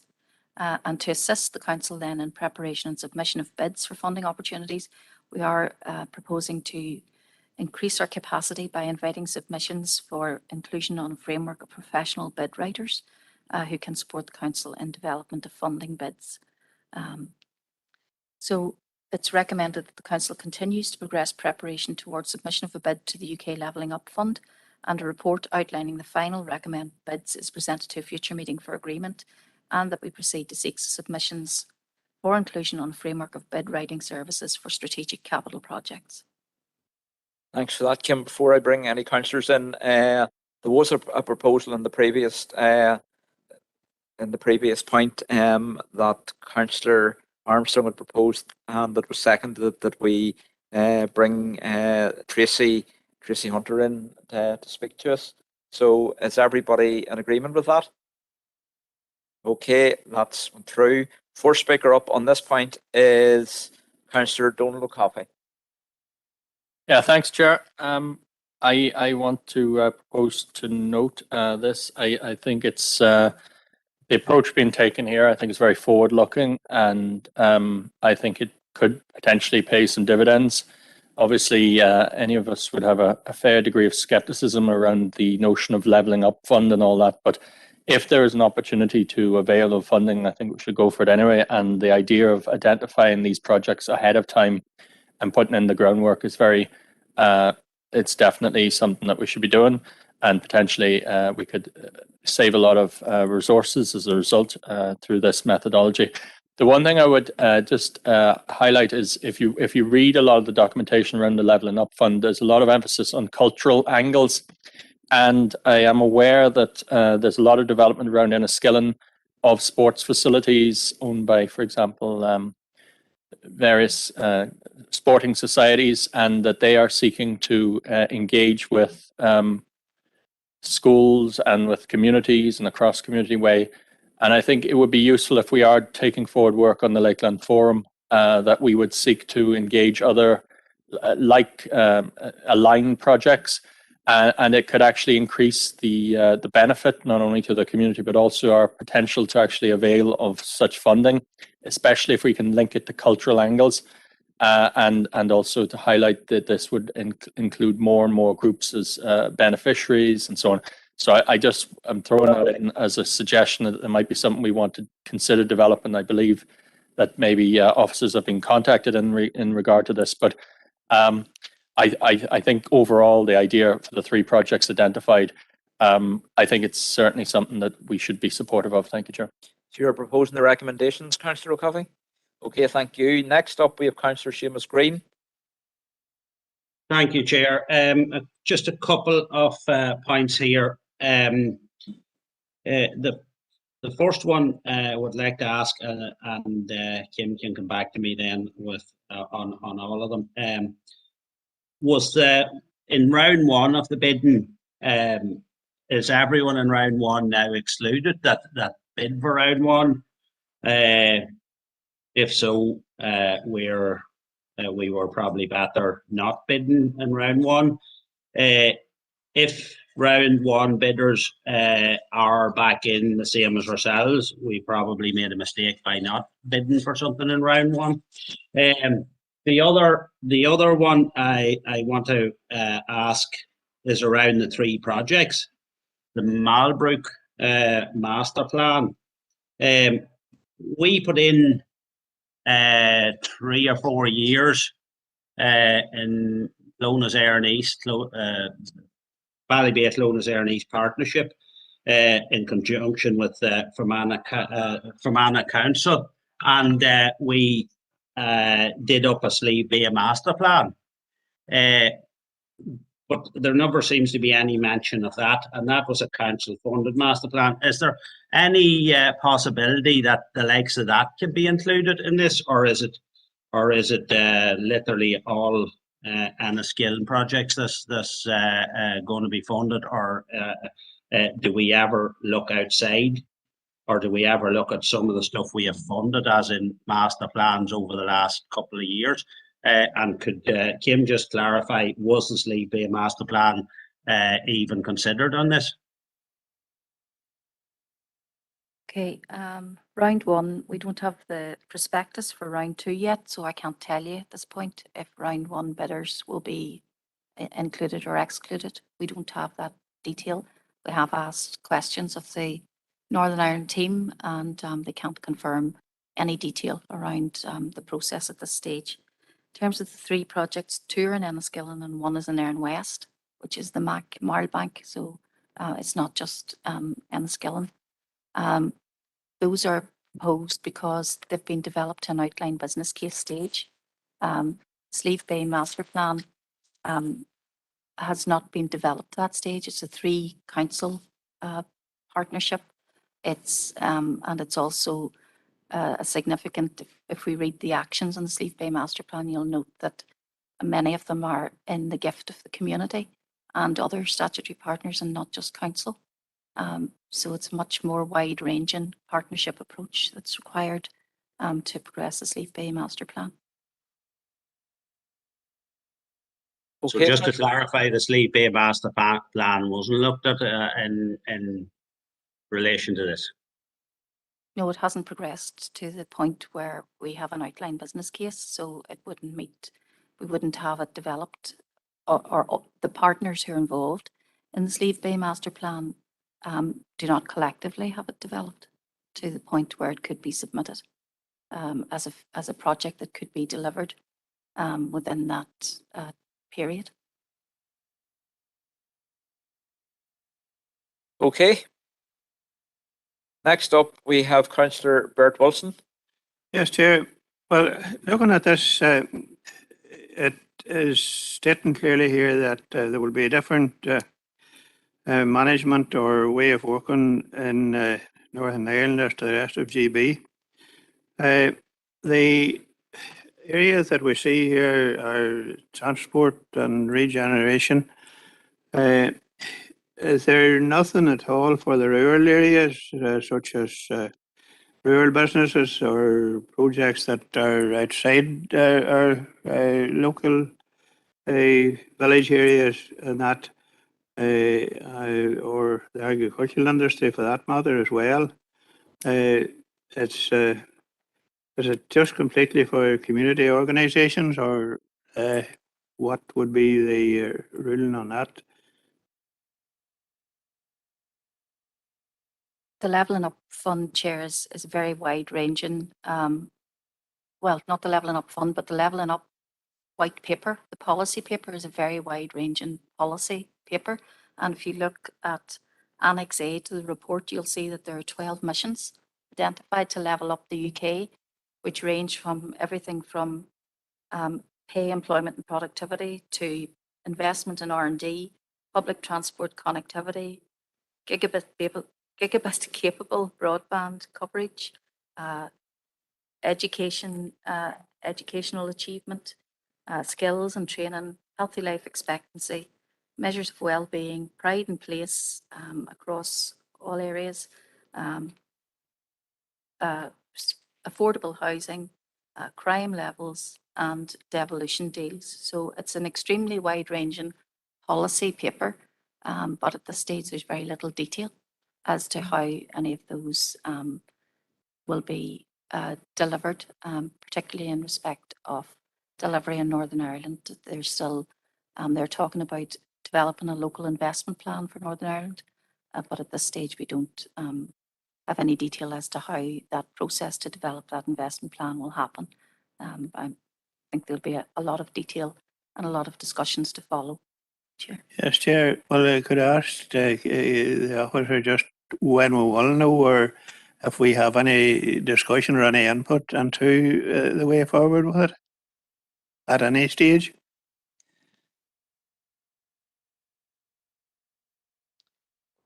We don't know, Chair. The timeframes aren't available. I mean,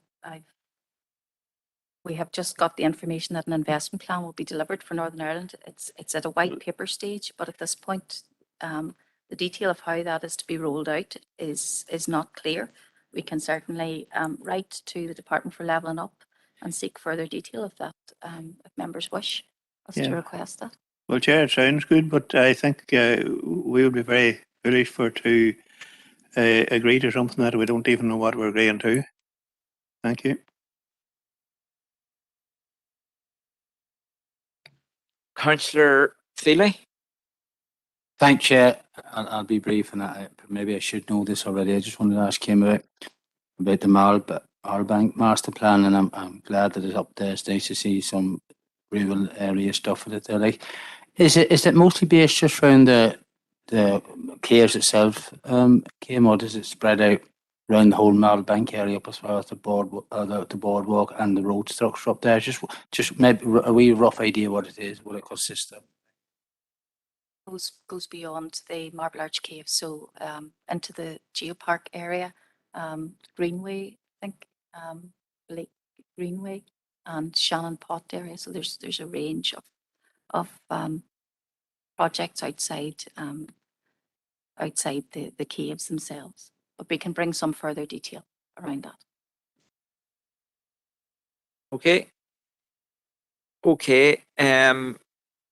We've had the 6.3, we've had it proposed with no, sorry, Councillor Thornton. Yes, Chair, I'm quite happy to second it, but a point of clarification. In the last topic, I had seconded Councillor Armstrong, not for Tracy Hunter to come into the chamber, but for a meeting of the Task and Finish group as soon as possible. Well, I've no problems with Tracy coming into the chamber, but the strategic thinking on tourism is the Task and Finish group, and that's what was alluded to in my seconding of Councillor Armstrong, for your information. Okay, thank you for that. Yeah, we can amend that. Okay, you've heard the item 6.3 proposed and seconded. Everybody in agreement? One dissent. Anybody else? We have one dissenter, so that item is, we'll note your dissent, Councillor Wilson. So that item is passed. We'll move on now to item 6.4, is to consider the report of the Director of Regeneration and Planning, paper A. Thank you, Chair. So this report details a response to the Department for Communities consultation on the Local Government Performance Indicators and Standards Amendment Order, and deals with the appointment of chair to the Oma Place Shaping Steering Group. So in terms of the Department for Communities consultation, This takes account of proposed changes by the Department for the Economy to performance indicators relating to job promotion and linked to business startup activity. The draft response is attached at Appendix 1. It includes a proposal to broadly retain the current economic indicators at this time and to amend the standards to bring them into line with targets through the Business Startup Programme. In effect, the Fermanagh and Omagh district target of 170 jobs is unchanged. We are working collaboratively with other councils on the next iteration of the Regional Business Startup and Entrepreneurship Programme, and we will bring further detail to committee as proposals emerge on that. Our draft response to the consultation is provided at Appendix 2. It notes that the Council has no objection to the proposal, but seeks further engagement with DFE to determine a more meaningful approach to performance, which more fully reflects the breadth of activity undertaken by councils. It also calls for a review of the level of funding allocated to councils for delivery of this statutory function. In terms of the Omagh Place Shaping Steering Group, we did have the first meeting of the steering group on the 11th of January. Terms of reference were agreed, and that included provision for the appointment of a chair from the elected member representation, which is the Community Planning Strategic Partnership Board Chair, currently Councillor John Coyle, and the Omagh Town DEA members. The Council is asked to appoint a member to the position of Chair of the Steering Group, and the Council's approach is to seek to appoint to such positions by agreement as far as possible. And should agreement not be reached, the Council's position is to appoint using the DeHunt allocations, and in this case we've moved to position number 54, which is a UUP appointment. So it's recommended the Council endorses the draft response to the DFC consultation on the Local Government Performance Indicators and Standards Amendment Order, and nominates a member for appointment to the position of Chair of the Omagh Place Shaping Steering Group. Okay, thank you, Kim. First up, we have Councillor Alex Baird. Thank you very much, Chair. In relation to Para 222, I would propose Matthew Bell for the position of Chair of the Omagh Place Steering Group. I would hope in the spirit of cooperation it would be done by agreement. Matthew, while new to the Council, is keen and would cut his teeth on that. So as I say, I formally propose Matthew for the Chair of Omagh Place Shaping Steering Group. Thank you, Chair. Okay, do you want to propose the report overall? Yes, I'm happy enough to do that if it speeds things up. Yes, indeed. Okay, thank you. Councillor O'Coffey. Yeah, thanks, Chair. I'm coming in regard to the Omagh Place Shaping Steering Group, which I welcome the progress that's been made in regard to that. Obviously, there have been suggestions in this council that there should also be an Enniskillen Place Shaping Steering Group. And indeed, I think we were raising something around the idea of this prior to anyone else. But anyway, I do recall that there was issues around resources and the difficulty in securing the necessary resources to actually bring forward something in both Enniskillen and Omagh. However, I note in the report that it actually says there are no financial implications for the council. So perhaps I'm misreading that, but in any case, like I have to say, there's a lot of empty buildings in Enniskillen, and we do need to have, I think, a corporate approach to ensuring that these are developed in the most appropriate manner and to the greatest possible utility in terms of jobs, the economy, investment, so on, services. But I have to, after some of these meetings, we congregate as councillors to discuss stuff, and I've had better discussions outside of these meetings on what is happening in Enniskillen with some of these than I've ever had in any meeting in this chamber. And I think it's absolutely essential that we have some mechanism through which we can discuss this sort of strategic development ideas for the Enniskillen. And I think all the councillors and certainly in our area would have a role to play, but I think it would benefit everyone. So I'm just asking why it is that we have movement on this and yet we still have nothing in terms of some sort of strategic approach to the development of Enniskillen. Thank you, Chair. To provide an update, Chair, we have appointed KPMG Future Analytics to lead the work on the Enniskillen Place Shaping Group and the Enniskillen Place Shaping Plan. They also have been appointed to do the Omagh work. The place shaping work is aligned to the community planning partnership.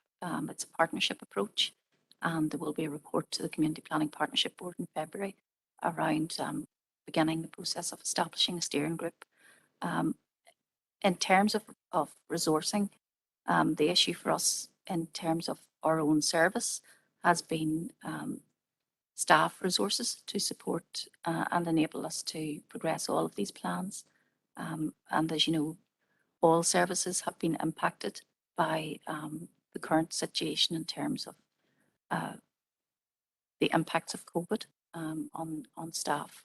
And there have been absences as well, which have affected the level of progress that we would have liked to have made. So there will be a report to the February Community Planning Partnership Board that then feeds in to the RNC meeting in March. And we will endeavour, in terms of the resources that we have, to progress as quickly as possible. Okay, thank you, Kim. Next up, we have Councillor Sean Turek. Thank you, Chair. I just want to second it. I was going to propose Councillor McElduff, but I see that's already probably taken care of anyway, so just want to second it. Thank you. Okay, thank you. Councillor Rainey. To support that, and if need be, I'll second the proposal for the report. That's, well, my understanding is that Councillor Clark has seconded that. Do you want to second Councillor Bell for the chair? That's right, Chair. Okay. Next up, we have Councillor Howard Thornton. Thank you, Chair. Yeah, I would support the comments of Councillor O'Coffey, and perhaps with hopefully the completion of the public realm scheme in Enniskillen in April, hopefully, that perhaps will loosen up some staff commitment to that, to what is being proposed. So it may be timely in what is being suggested. Thank you, Chair. Okay, thank you. Councillor McElduff. Just to put on record my support for Councillor Bell in the proposal for chair of the Oma Place Shaping Steering Group, as Councillor Clark was doing in his spoken contribution as well. Thank you, Chair. Thank you. Councillor Earl Thompson. Thank you very much, Chair. Also to support Councillor Matthew Bell. Not a problem there at all. It's a fairly important steering group to be involved in, and I think Councillor Bell will do a fine job there. It's just with regard to 2.2.1, and it's a typo in the very last piece of that. It says August 2021, says here. Should be August 2022. Thank you, Chair. Okay, thanks for that. Councillor Baird, is your hand up in error? Take it as it is. Councillor Deehan. Yes, thank you, Chair. And I too would like to support the nomination of Councillor Bell as chair of the Oma Place Shaping Steering Group. And I wish him well for his tenure, Chair. Thank you. Okay, thank you for that. Okay, you've heard the report proposed and seconded, and the proposal of Councillor Bell for chair proposed and seconded. Is everybody in agreement? Thank you. Okay, we will now move on. That's the end of the Kim's reports. We will now move on to part 4 of the agenda, and that is to go back to the meeting on the 18th of January 22 to go through the matters arising. So I will start off on page 1, page 2, page 3, page 4, page 5, page 6, page 7, page 8, page 9, page 10, page 11, page 12, page 13, page 14, page 15, and I'll pass over to John. Yes, thank you, Chair. There are a number of pieces of correspondence relating to page 15. The first one is in relation to 10.1 in relation to the emergency fuel payment scheme. You members will see at item 4.1 of the agenda the response from the Department for Communities, who highlight that the initial of the opening of the scheme and the change in relation to Bryson Care and the improvement that they are proposing or that they hope to have to accessibility of the applications in relation to the energy scheme. It's for noting, Chair. Okay, can I have a proposal to note that correspondence, please? Proposed by Councillor Paul Robinson, seconded by Councillor Diana Armstrong. Thank you. Okay. Chair, there are 3 pieces of correspondence in relation to 10.1.3. The first one is the Minister of Finance and the Education Minister for provision to be made for the backdating of free school meals and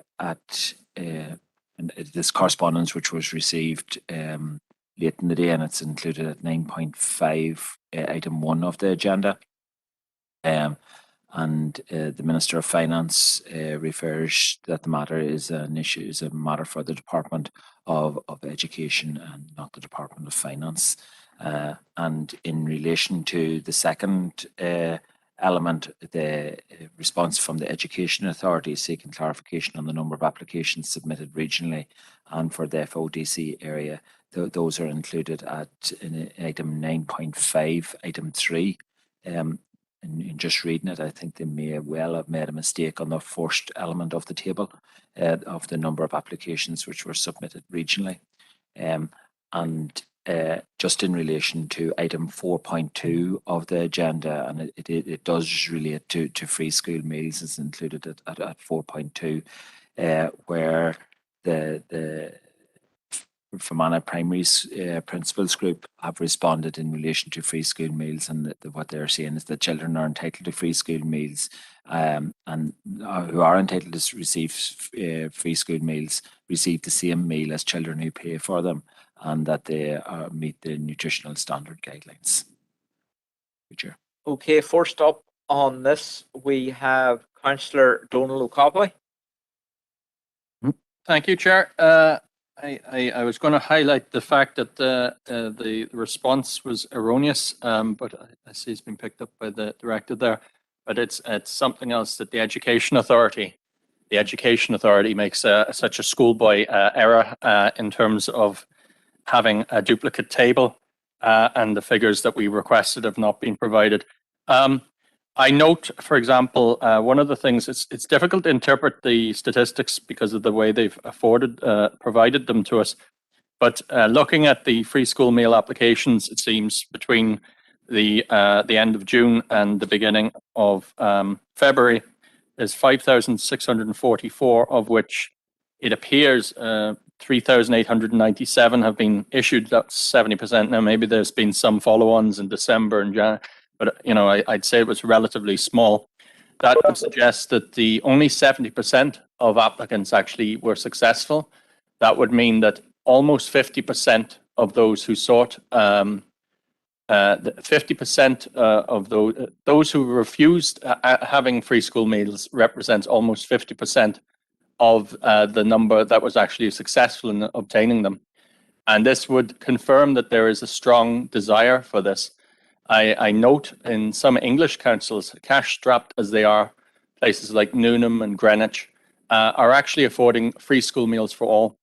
And I don't see why Stormont does not do this. Stormont should be able to provide free school meals for all children. So I'd like to propose, considering this, the obvious demand that exists has not been satisfied on the basis of the figures that have been provided to us. I'd like to write to both the education, whatever use it might be these days with the way Stormont's going, but I'd like to write to the Education Minister and the Finance Minister to request that they would consider affording a scheme for all school children to receive free school meals. This is the best way to tackle poverty, and it is of vital importance that young people have adequate nutrition. The reality is today, with the endemic poverty that is rising in our society, and it is becoming genuinely concerning in terms of the depth of it and the extent, that this is one of the probably the easiest ways to address real poverty, grinding poverty, and especially the disadvantage and the disadvantage that will reproduce in another generation if this is not addressed. So I'd like to propose that we write to those ministers to request that they extend a free school meal, as they have done in many English council areas, and the councils in England, let's remember, about the same size as some of some of them might be almost the same size as our assembly. So I think they should be able to do that within their budget, just as the councils are in England. And thank you, Chair. Okay, do you want to note the correspondence as well? Thank you. Next up, we have Councillor McAleer. Thank you, Chair. Yeah, quite happy to second that. I was actually going to propose that, having read the Minister for Finance's letter, that he has yet to receive a bid from the Education Minister in relation to the purpose that we go back and maybe encourage her to do so. As Councillor Coffey rightly says, whoever's going to be following up on that post, whether it'll be ourselves or whether it'll be some of the civil service, but I think it's absolutely something that we need to keep the pressure on here. I'm thankful that the council has, climbed in and rode in with this, and I think it is a vitally important issue. And as pointed out by the director and the previous speaker as well, the mistake or the error made, hopefully unintentionally, by the Education Authority, whether we go back to seek clarification on that, just to be on the safe side, is a possibility as well, because we need to be dealing with the figures that are accurate. And as Councillor O'Coffey rightly says there, the percentages of people, of the percentage of our population that are suffering as a matter of these quite draconian measures, it's really concerning. And it maybe highlights that when we raised this and when we first spoke on this, maybe it is actually a much bigger issue than we were perhaps aware of. So I'm happy enough to second that. And thinking maybe we should go back to the EA just for clarification on their correspondence too. Thank you, Chair. Are you happy enough to second the noting of the correspondence as well? I will do, Chair. Yeah, that's fine. Okay, next up we have Councillor Josephine Deacon. Thank you, Chair, and thank you, John, for reporting on this correspondence. I do agree with Councillor McAleer that we need to go back to the EA and clarify the figures. What we can say, though, is that there is a huge demand for free school meals. And also what we already have established is that the process by which families apply for free school meals for their children is cumbersome, and it results in families being unfairly disadvantaged, and children who rightfully should have free school meals losing out in that regard. We know also of the high levels of food poverty and poverty in general in our district council area, and how important it is for children to be able to avail of a nutritious school meal. I think that there's no doubt that nutrition is very important, particularly as the child is growing in terms of their physical and psychological development. And the benefits of a nutritionally good meal in the middle of the day cannot be overstated. I think that any responsible government would see the benefits of ensuring that their children are well provided for. And I certainly remember in my primary school days having a little quarter bottle of milk, which I really looked forward to each day, but that too was removed.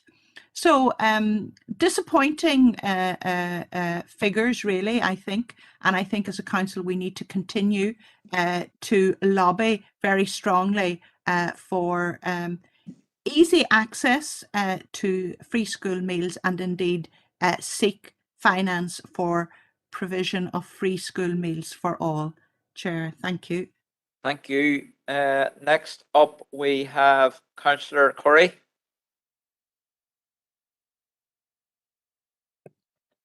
Gormagad Carley. Yeah, it's just I entirely support going back to the Department for Education in the absence now of a Minister for Education. I'm not sure what's happening there, but I'm just not really supportive of going back to the Minister for Finance. I mean, he's making it clear again that it's a matter for the Department for Education.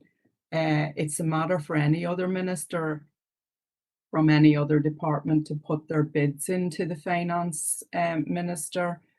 It's not the finance minister's job to do everybody else's job. And I know that maybe people see Sinn Féin ministers doing their job so well, maybe expect them to go and do all the other jobs as well.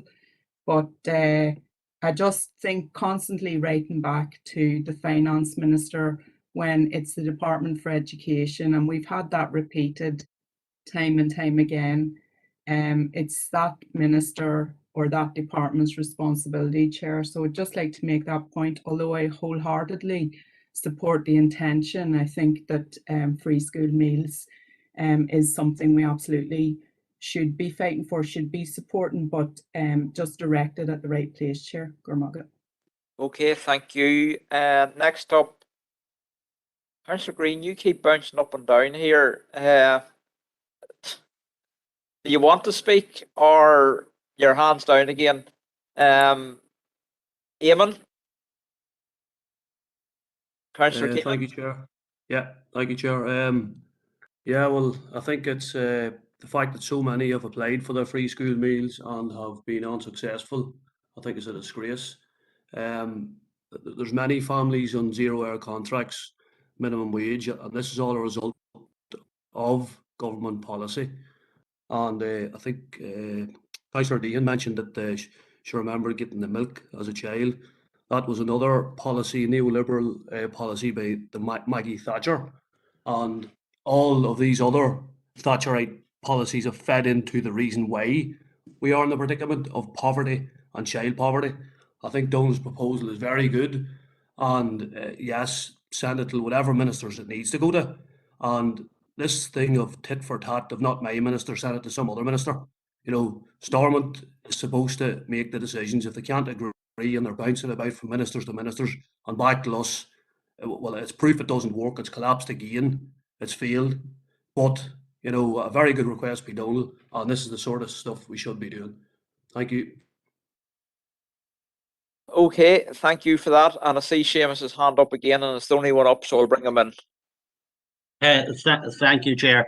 And the fact that Eamon says that Stormont doesn't work, and maybe this he has a point, but the fact that he and other members keep writing to Stormont ministers, you'd wonder why they bother if it doesn't work. So just that point.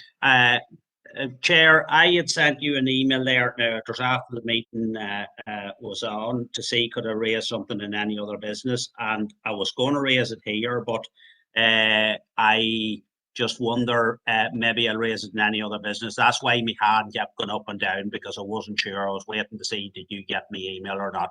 So I was maybe wondering maybe it was in the wrong place to raise what I was going to raise. Well, okay, thanks, Councillor Green. Well, in fairness, I didn't see your email because, although I see it now, but I didn't see it at the time. We'll see how we go on the meeting. So you've heard the noting of the letter proposed and seconded, and you've heard Councillor O'Coffey's proposal to write back to the Education Minister and the Finance Minister, proposed and seconded. Is everybody agreed? Councillor Wilson.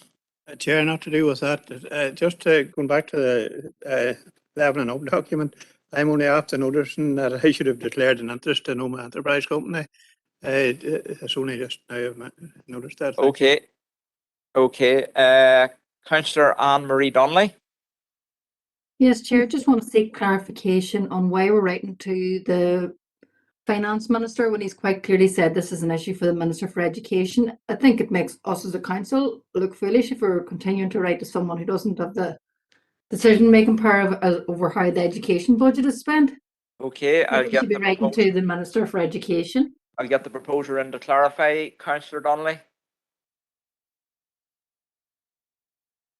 Yeah, thanks, Chair. I'm just obviously the resources need to be freed up to do this. This is not something that could be done within the existing budget. However, Stormont does have 1.6 billion in an untapped borrowing facility under the RRI and other initiatives.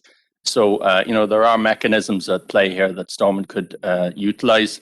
This is something that would potentially benefit our society more than nearly any other measure, ensuring young people actually access regular food.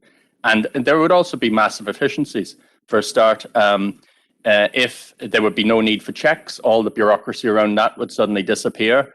There would also be economies of scale. If every child was to receive it, you would have kitchens, potentially staff creating local employment, but also those kitchens could then be opened up in the evenings to provide food to the needy through social kitchens.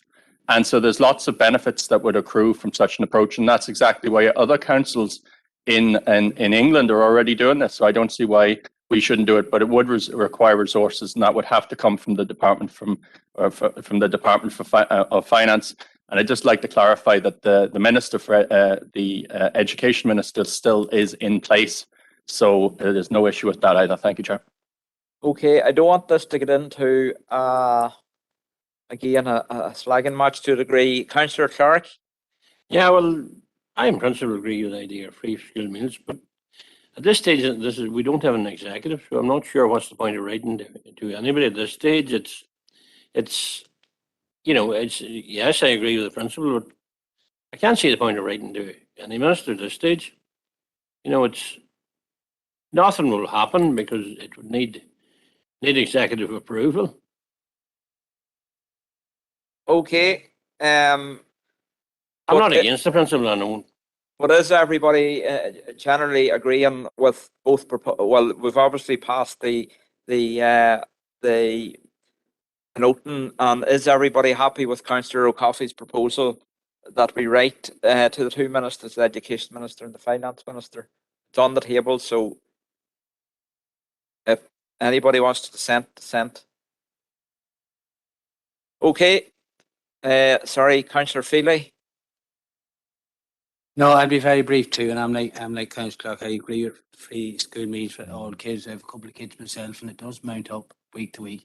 But I wouldn't agree with sending a letter to the Minister of Finance. It's pure waste of time. Send a letter to the Minister of Education to look for the fund. But as Conor said, there's no point sending a letter. So I wouldn't agree with sending the Minister of Education, just the Minister of Finance, just the Minister of Education, or else the civil servant.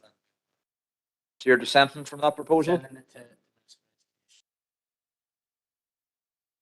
Okay. Is there anybody else who wants to dissent? Councillor Corey? Councillor Kelly?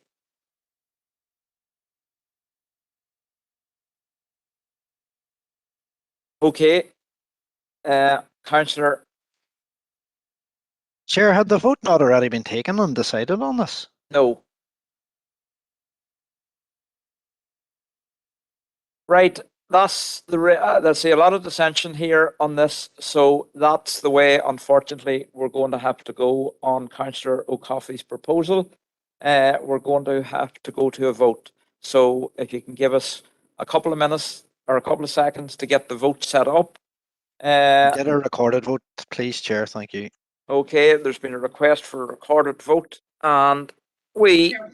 Chair, just to be helpful, because I think many of us support the intention here, but where I would support writing to the responsible minister or department, I won't be supporting writing to the minister of another department who responds to the bids from those ministers, Chair. So if Corey O'Coffey wanted to split his proposal, then he might find support. No, Councillor O'Coffey doesn't want to do that, so we're now obviously voting on the original proposal that we write to both the Education Minister and the Finance Minister, and I think the vote is now open. It hasn't opened in the chamber yet.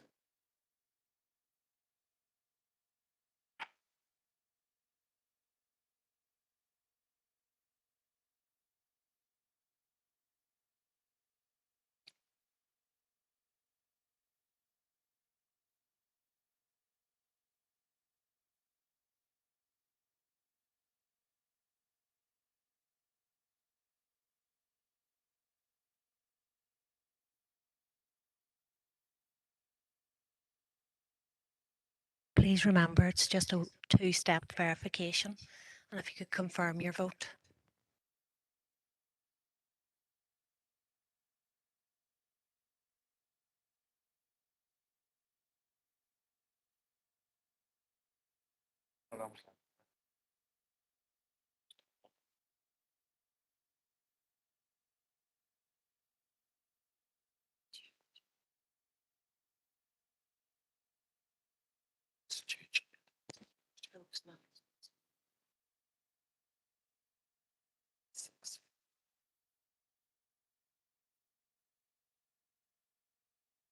Just to remember to hit submit.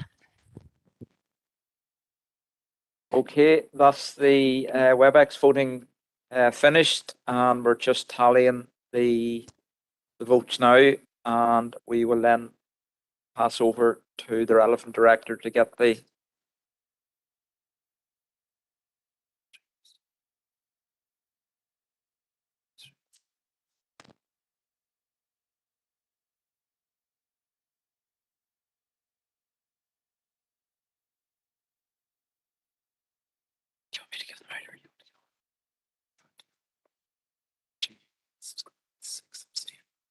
Okay, the voting was 24, 3 against, 6 abstentions, so that proposal is carried. Thank you.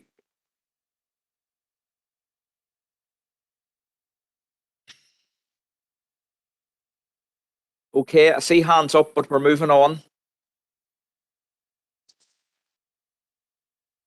We're back to matters arising.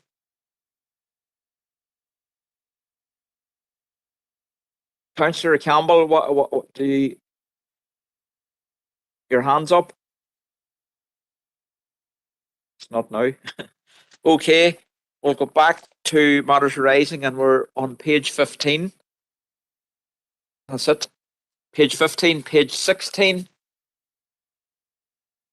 page 17, page 18. Okay. We now go back to the agenda, and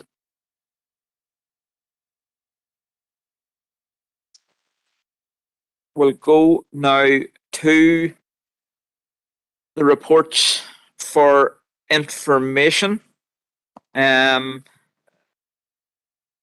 Because, well, it's 10:15, and these are what they say they're for information, but I'm not going to, if there is a valid point that somebody wants to say on them, as opposed to just coming in for the sake of coming in, we'll go on to them. So the first one is number 7, is the Community and Wellbeing Director report to note the update on smoking and vaping legislation in Northern Ireland. And the first person I see indicating is Councillor Deehan. Thank you, Chair. Well, I want to propose to note the correspondence, and I want to welcome this legislation on smoking and vaping. These new legislative controls were effective from the 1st of February of this year. We all know the harm that smoking can do, and vaping as well, indeed.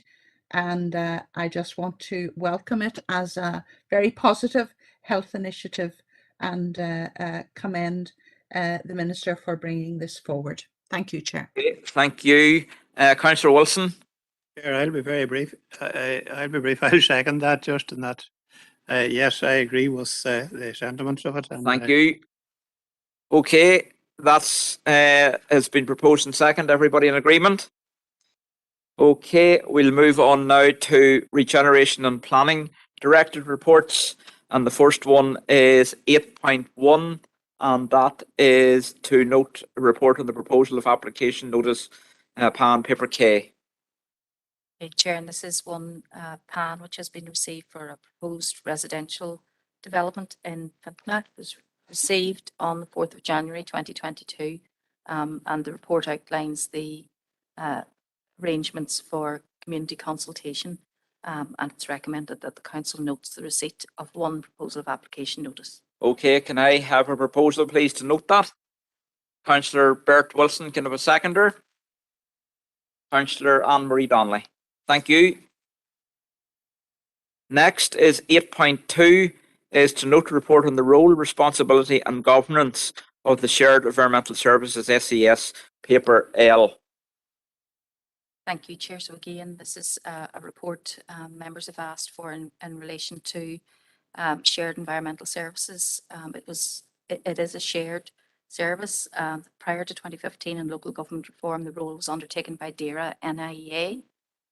SES doesn't have a statutory or formal decision-making role or power. They provide guidance and specialist support to councils to allow them to meet their statutory responsibilities when assessing planning applications in relation to habitats, regulations, and their works carried out under the terms of a service level agreement with each council, funded through the Transferred Functions grant. In terms of their advice, DERA NIEA is the statutory nature conservation body and a statutory consultee. SES is not a statutory consultee, and there's no statutory requirement for a council to consult them. However, councils do have a legal requirement to meet the requirements of the habitats regulations, and SES supports the 11 councils in meeting that statutory responsibility. That level of expertise is not available in the individual planning teams. So further detail is provided in respect of the roles of SES as opposed to DERA NIEA, and it's recommended that council notes the role and responsibilities of shared environmental services and the status of their advice in relation to planning applications. Okay, thank you. First up on this is Councillor Howard Thornton.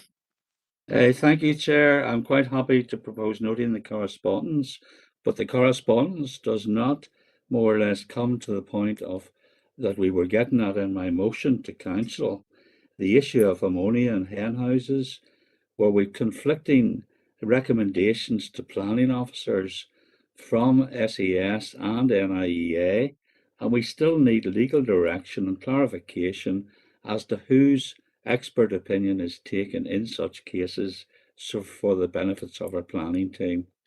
So I'm saying that should not be the end of this, and we should have further legal clarification to speed up the cases that are sitting for years.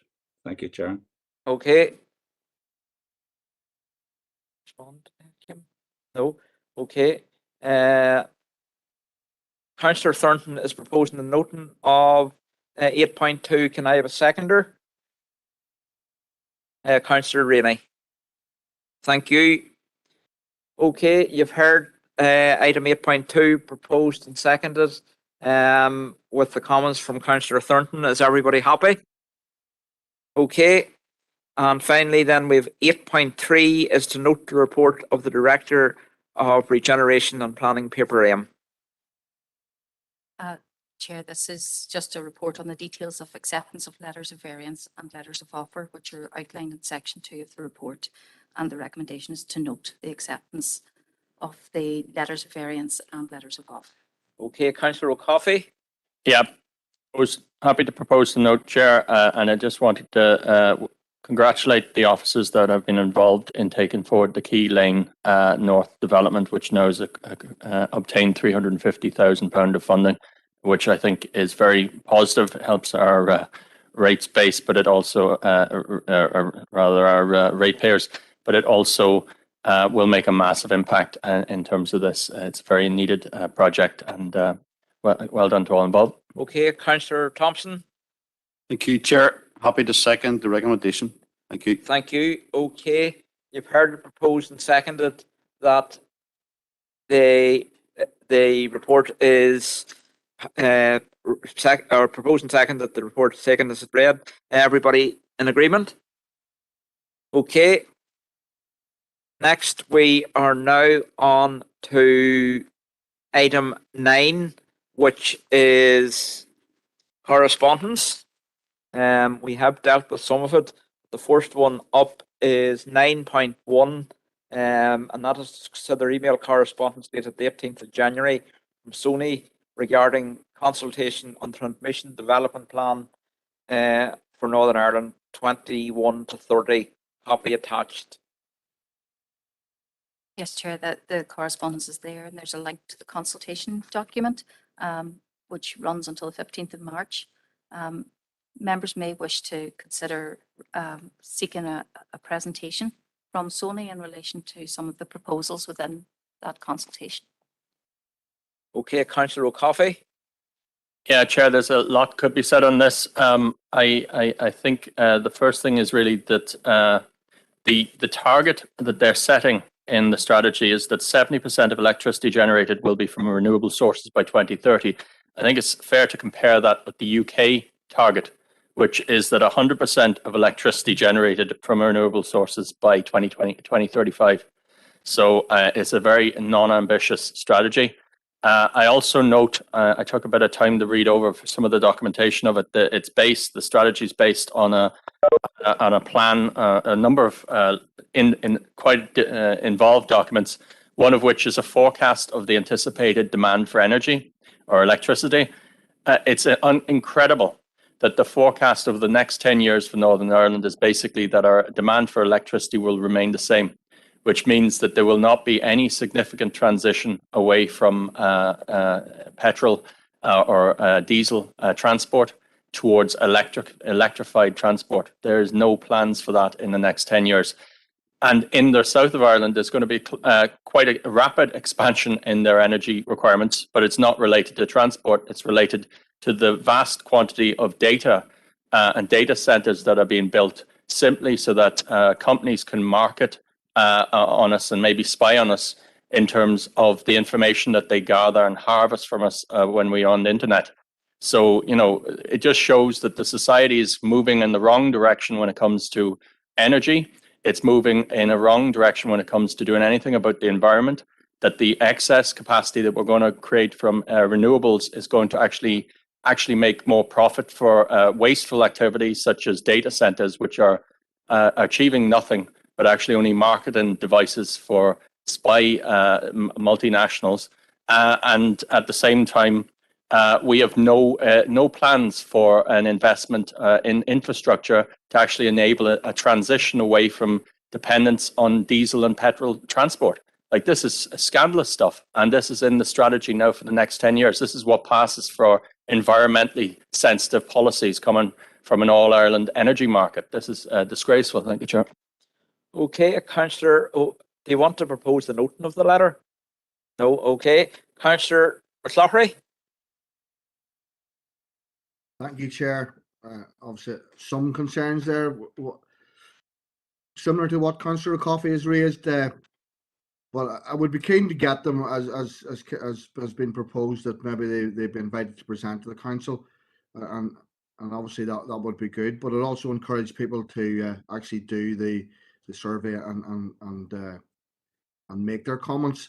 It's we're at the thin end of the wire, as somebody said to me a couple of days ago. There are poles around here, and the wires on top of them aren't good enough, and we're looking farmers to take a big hit here in this environmental challenge. All that's coming from many people are attacking farmers, but the chances of them actually offsetting and going for net zero by producing green electric is impossible, because we don't have the infrastructure to disperse it to where it's needed, and that's Sony's problem, and they need to be addressing that. So I think for us to be a rural council, I think we really do need to talk to them and see what they have to say. I'm happy to note the correspondence. I'm also happy to propose the proposal that we actually meet with them. Okay, thank you. Councillor Wilson. Just be brief to agree with the last two speakers, and it's something that we have been raising for quite a while and has been ignored, but obviously that is the system and that is the way it's going to go, obviously. Thank you. Okay, are you happy enough to second the noting and second Councillor McClaughry's proposal that we try to set up a meeting with them? Well, I would agree that we would need to put up a meeting with them, yes, but I'm not going to second. Okay. Either. Councillor McAleer? Thanks, Chair. Yeah, I would have similar concerns to Councillor Coffey. Obviously, the energy usage of some of these data centres is quite frankly very concerning. I wouldn't be in favour of getting Sony in because I would have serious reservations about them as a company, and that's not just reservations I would have, they're reservations which have been raised by the Auditor General here.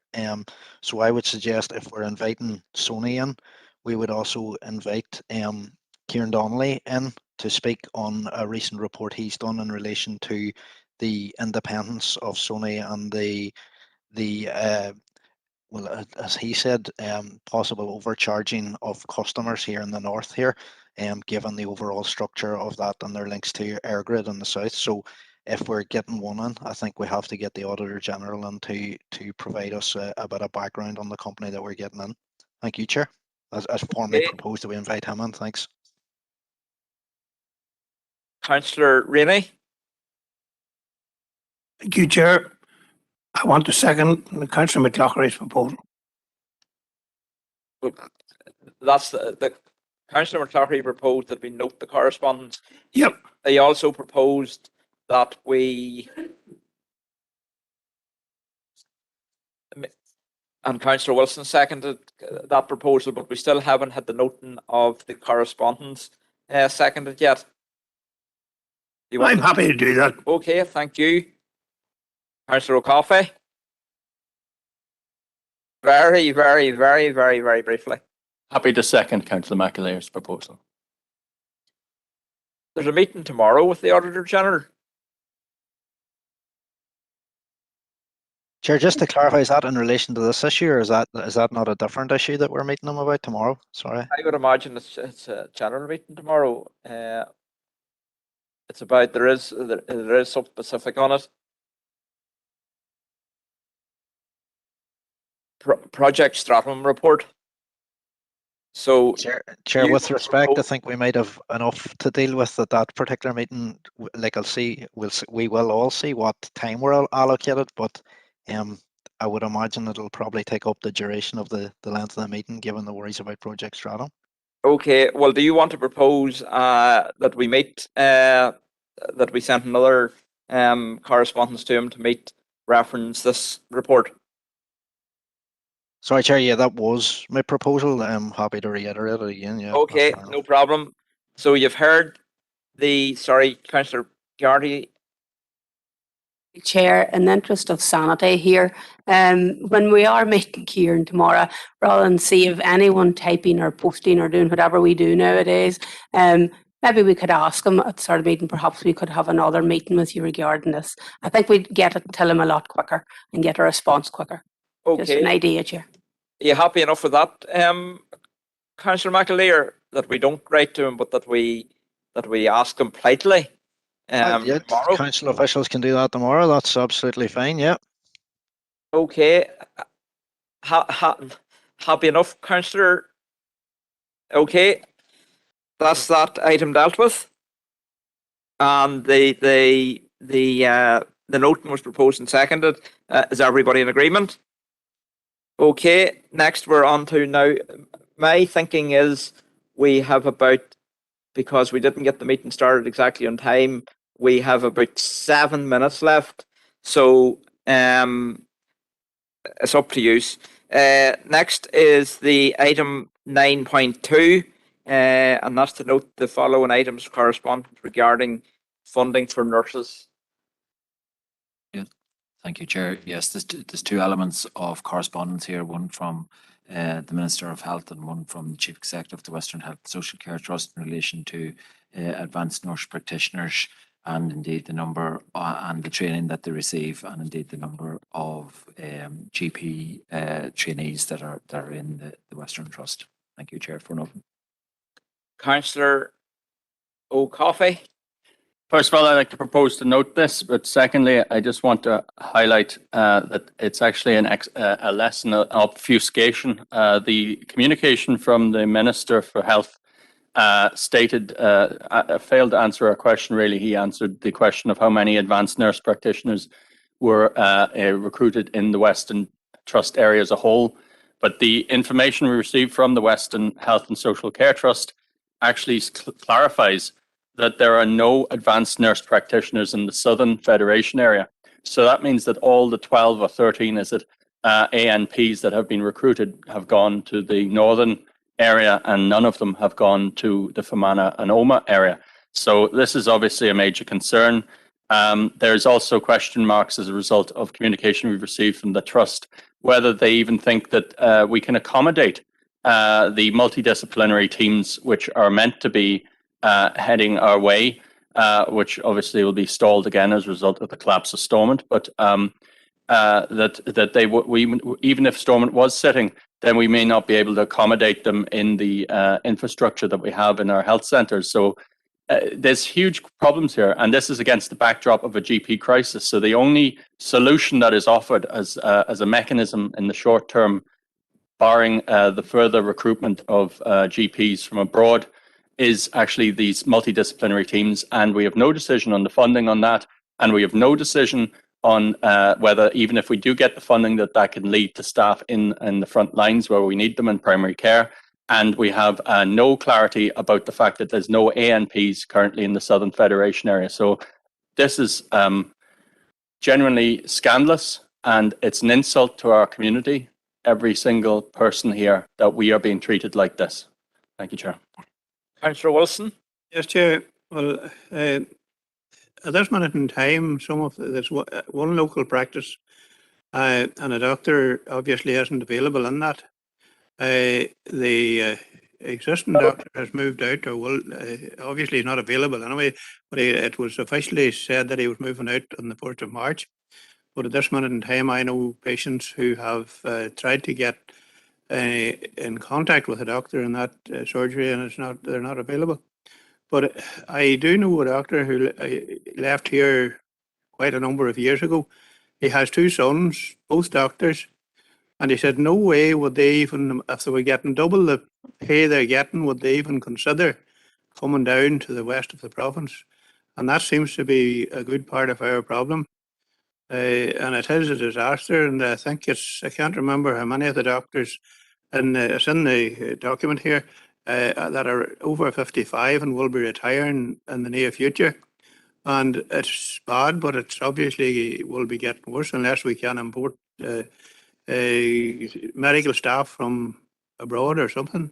But it's leaving patients here, and it's a disaster altogether for the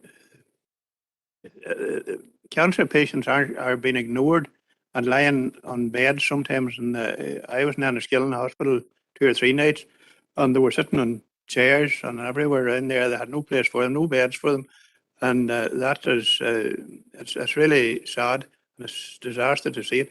What the answer is, I haven't got it. Thank you. Okay, next up we have Councillor Deehan. Thank you, Chair. Chair, I will propose to note these 2 pieces of correspondence, but I want to express my disappointment with the Minister's reply and also Mr. Guckian's reply.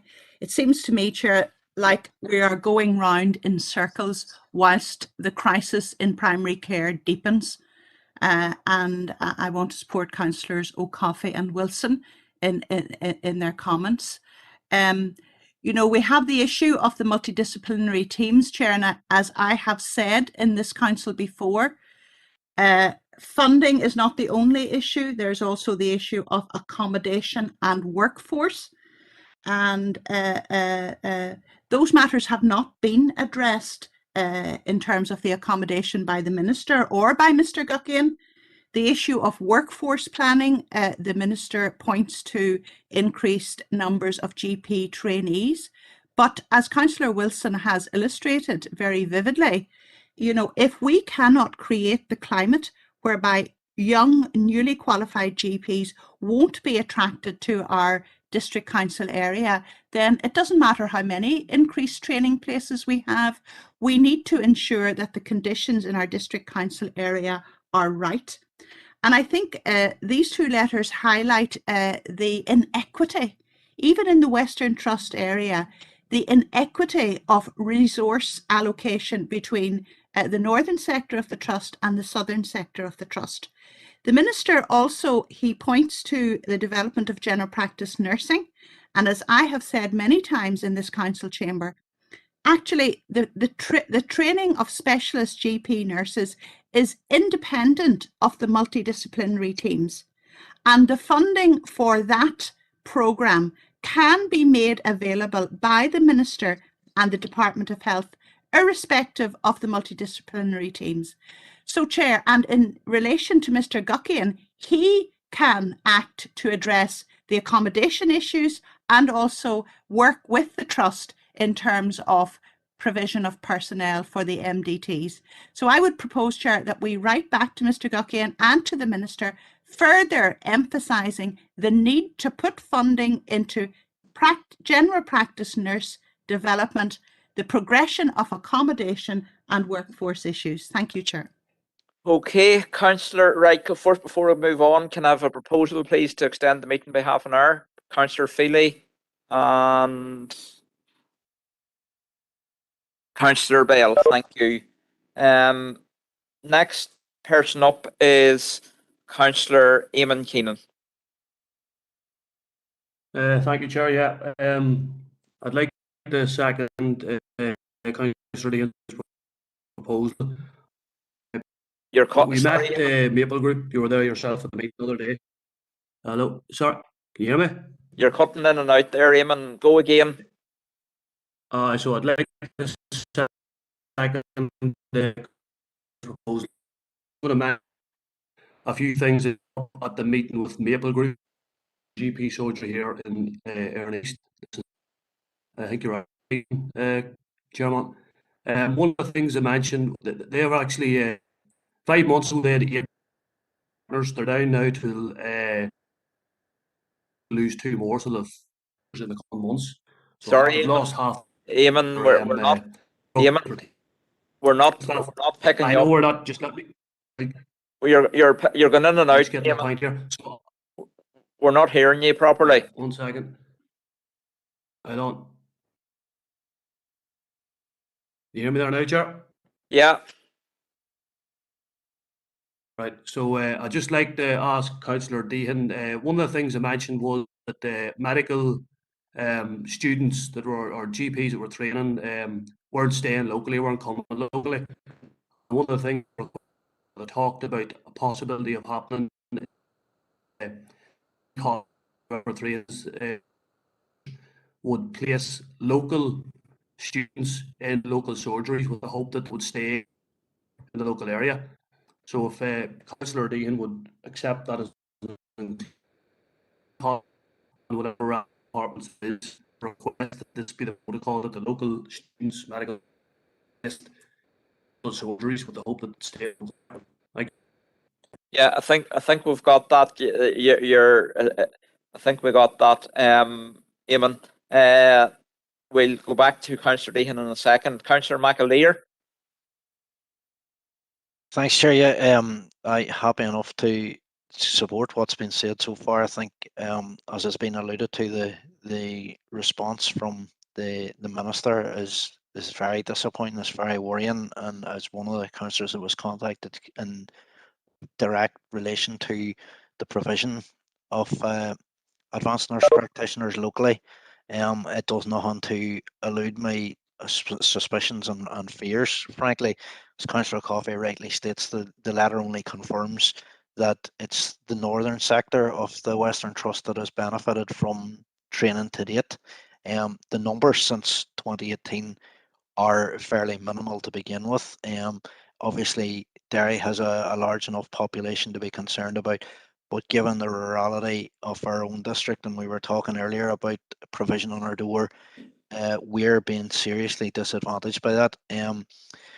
The Minister references that the the issue, one of the issues in question was the availability of supervisors who meet BABCP supervisor requirements as opposed to funding difficulties specifically. I would have serious concerns that when the funding is being made available, and that was and has been the case as far as I'm aware, and we know how badly stretched we are in other areas in terms of getting finance for different bits and pieces, that it's the lack of supervisors who are qualified that is the real issue here. That's a major concern. He further states that a process has been agreed to identify supervisors aligned to requests going forward. Now, the way I'm reading that is about future applicants or future students who may be interested in taking on these roles.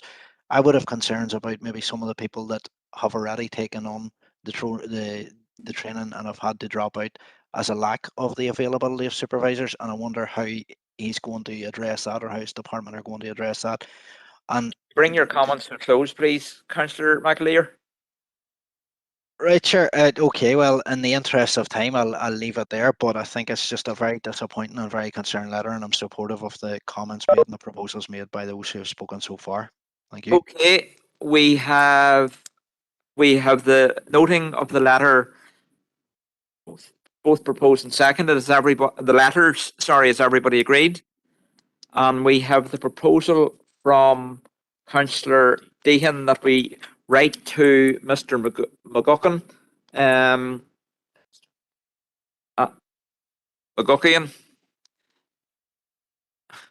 Guckian, seconded by Councillor Keenan. Is everybody happy with that?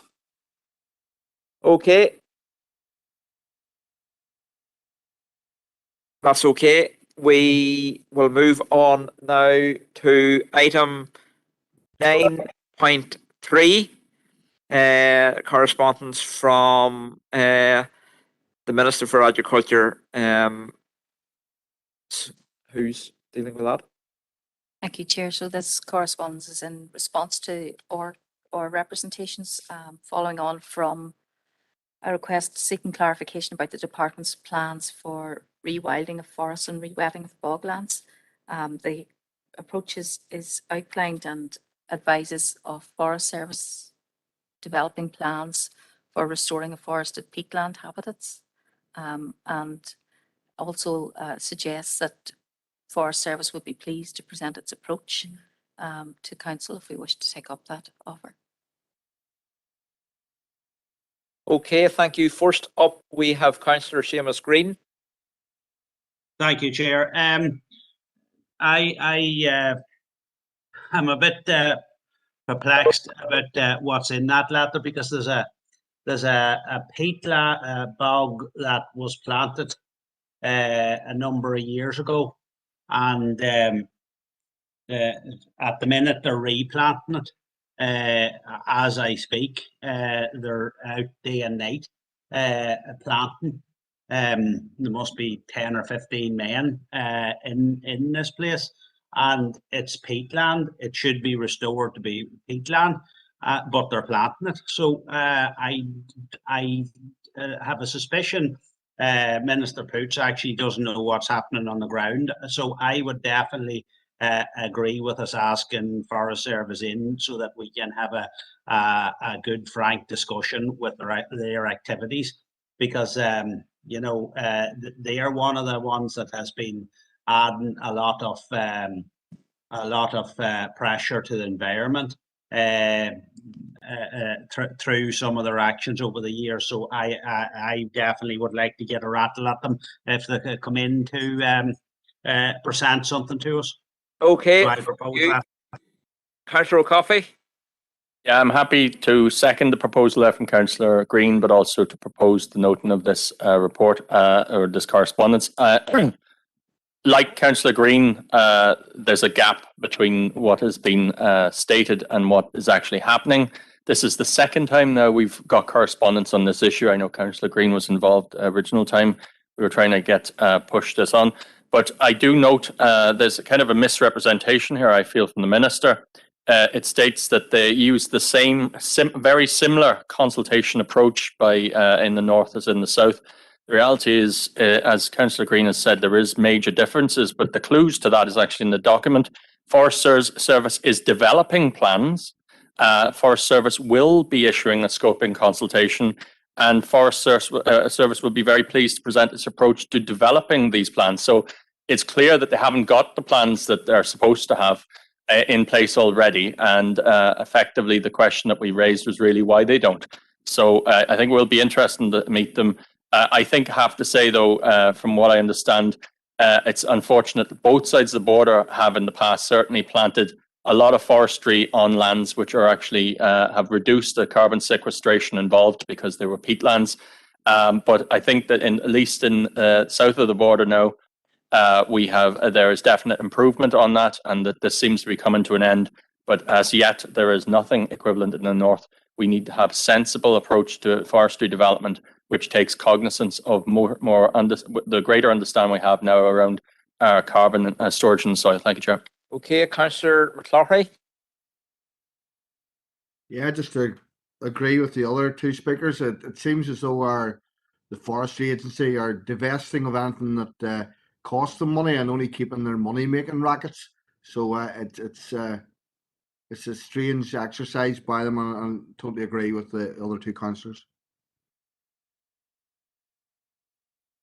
Opening of the correspondence, Councillor McCloughy.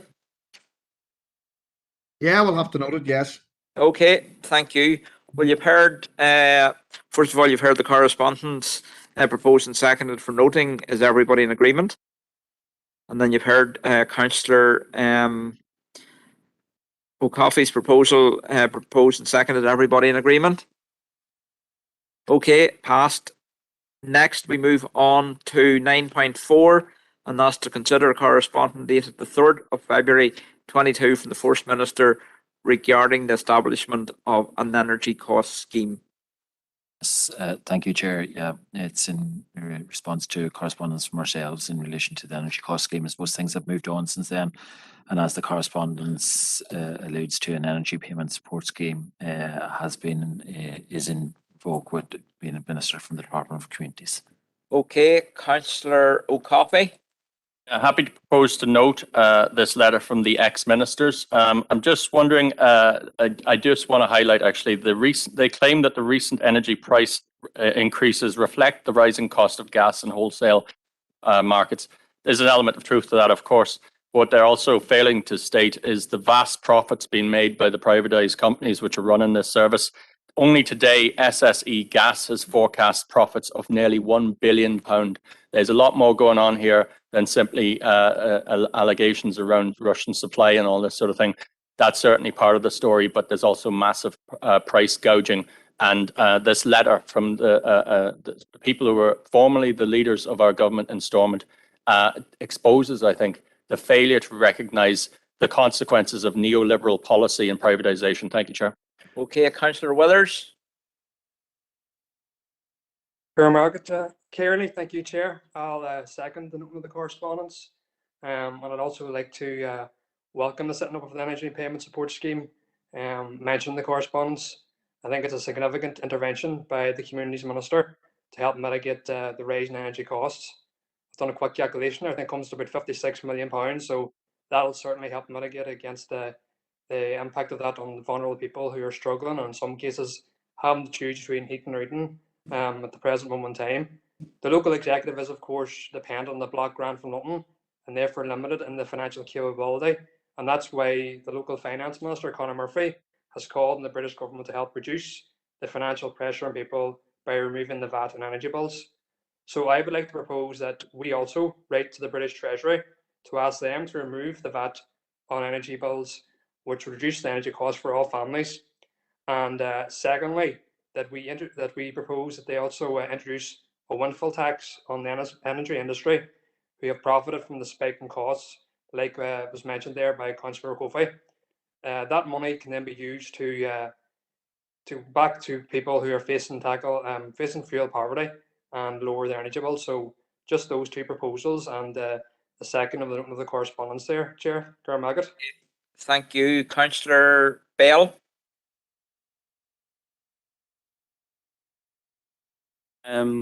Yes, I was going to second the noting of this, but Council Withers already has. I do welcome this scheme. The £200 will go a long way to help a lot of families throughout the country. I think the letter mentioned 280,000. But I do think it is worth just saying this is a small plaster to cover a big wound. We've discussed fuel poverty in this chamber before, and this £200 won't go anywhere to start tackling the long-term effects of fuel poverty. But I do welcome the scheme in its principle, and if it, and if it needs seconded to noting, I will do that as well. Thank you, Chair. Okay. Donal? Yeah, just a point of clarification. I'm wondering whether it is possible in Northern Ireland to reduce the VAT rate, considering under the Northern Ireland Protocol, we are tied to the EU standards in relation to the All-Ireland energy market and also the VAT rates on goods rather than services. So I'm just wondering if it's possible that we can actually have an introduced VAT dispensation, especially here. Thank you, Chair. I'm sure if we write to the British Treasury, they'll soon make us aware of that situation. You've heard the correspondence proposed and seconded for noting. Is everybody happy with that? And Councillor Withers proposed that we write to the Treasury. I take it, Councillor Curry, you're seconding that, or do you want in? Yes, no, Gormagad Carley, just to second that. Okay, thank you. Everybody happy with that proposal? Okay, that's it. Any other correspondence? No. Okay, there is no other correspondence, and we will now move into item number 10, which is any urgent and relevant business. I've been contacted by three councillors. The first up is Councillor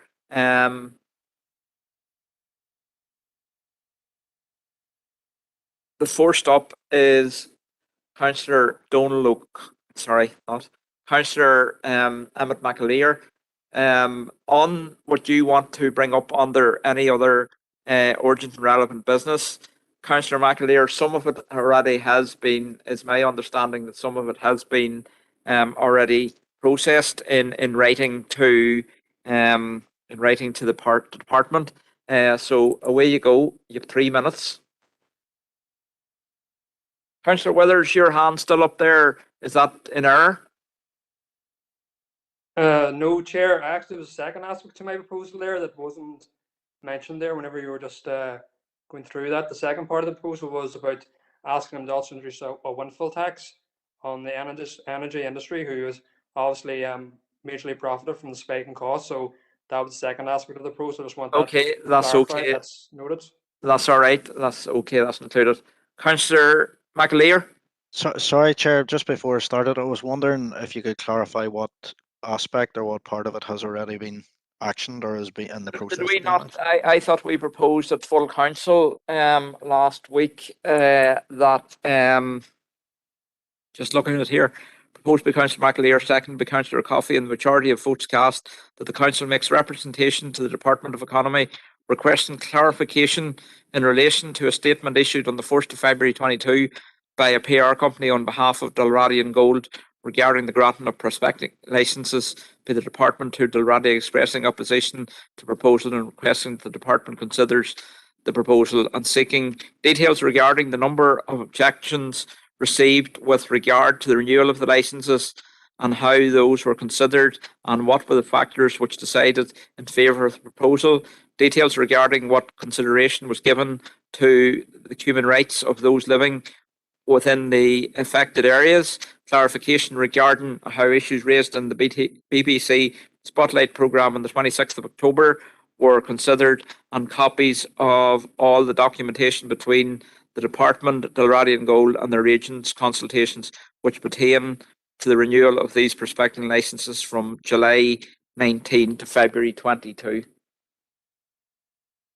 Would have said that was quite comprehensive. That's my reading of this is slightly different, but I'm happy to be corrected when I get the proposal made here. So I'll take yourself or the chief executive's judgment on that. It was really to highlight, first off, the issuance of the announcement, which was made, as you rightly corroborated there in that recap, by a PR company on the 1st of February. The official announcement didn't appear on the department's website until the 3rd of February, and to the best of my knowledge, the council or any as the local planning authority or any other concerned party wasn't made aware by the department. They learned through the press, this press release from a PR company, which is deeply concerning. I don't know. Are they, as the PR company, also acting on behalf of the department now? How does that work? So really, first off, my proposal is very concerned about how the announcement was made, and I'd like clarification from the department in relation to that. Also noting in the actual PR statement, there's a line there that says Dalradian has been actively exploring throughout its licence area since 2010 for base metals, rare earths and other critical minerals. As a council, again, as the local planning authority, we need and deserve clarification on the comment included in that PR statement, because previously they had been talking about gold exploration. More recently, they've added silver and copper mining to that. But the talk of base metals, rare earths and other critical minerals is something that's new, but apparently it's been something that's been ongoing for the past 12 years. That includes when they did have permissions and when they didn't have permissions. And the third element of my proposal relates to local concerns in relation to ongoing works carried out at the Carrignal site, and requesting clarification on current planning permission status. Now, I've requested that of our own planning department and have been advised that they presently don't have planning permission to do that. But local people have observed the importation of an estimate of 200 tonnes of fill onto the site there. They're very concerned about what works are going on, as has previously been stated, without permissions to do so. This council has not given them planning permission there, and as noted by the Crown Estates in relation to their own clarification, that the company itself doesn't have rights to go onto the lands. They have to negotiate those with the various landowners. That's something that's been flaunted regularly by this company, and it's something that really needs to be addressed. Again, we're the local planning authority. We have to step up to the mantle here. So of those three aspects of the proposal, Chair, I'm happy to take guidance on them, but I think they're different from last week's proposal, but they're no less serious. Thank you. Okay, Councillor O'Coffey.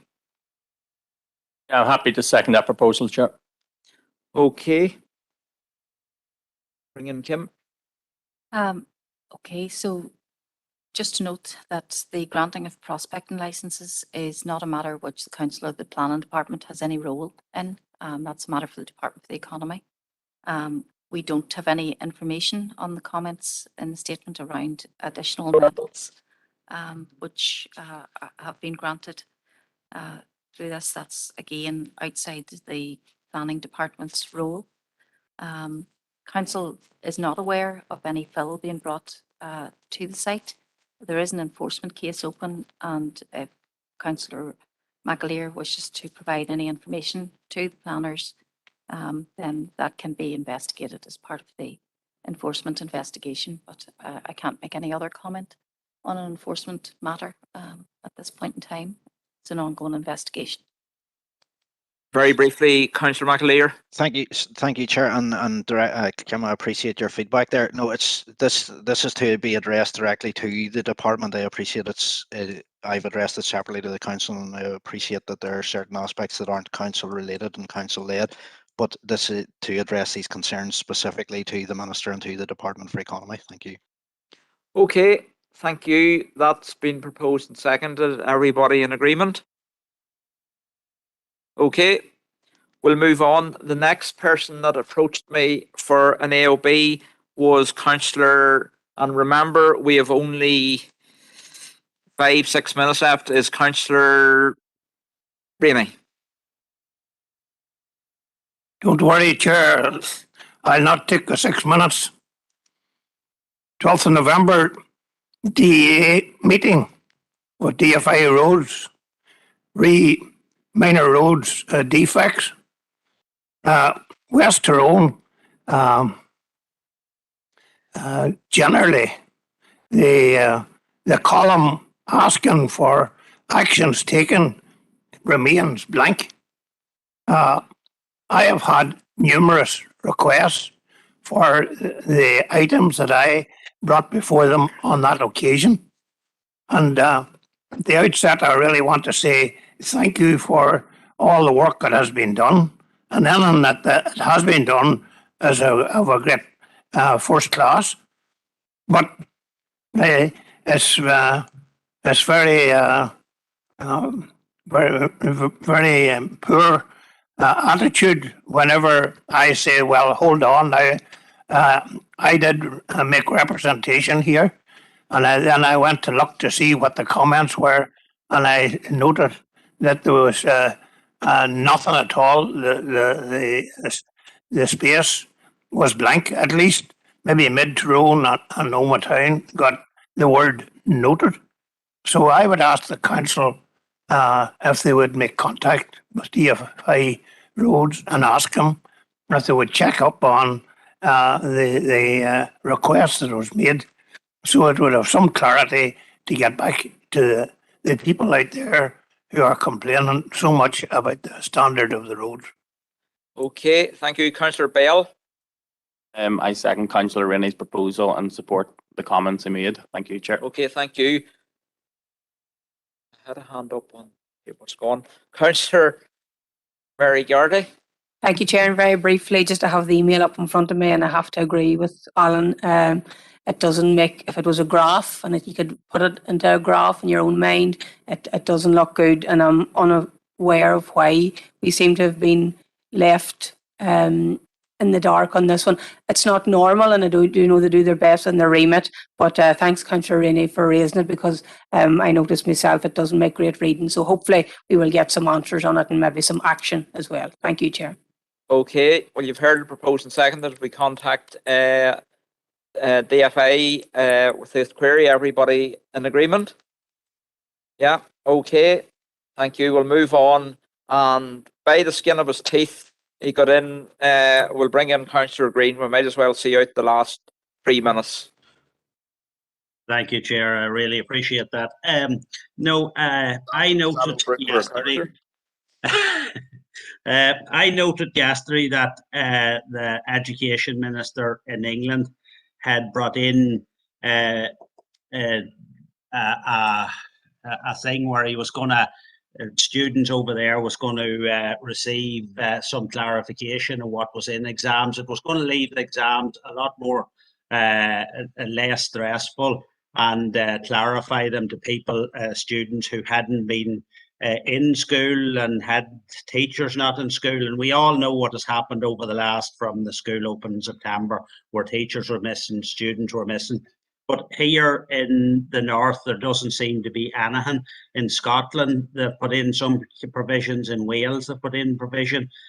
But here, there doesn't seem to be anything to protect our students. And remember, our students are competing for the exact same college places as the ones in England, Scotland and Wales. So if our exams here are much more stringent and more severe, our students will be at a severe disadvantage. So I propose that the council writes to the Minister of Education and asks her what measures she's put in to mitigate what has happened with teachers missing, with students missing, and will the exams here be in line with the other countries that are competing for the same college places? So that's my proposal.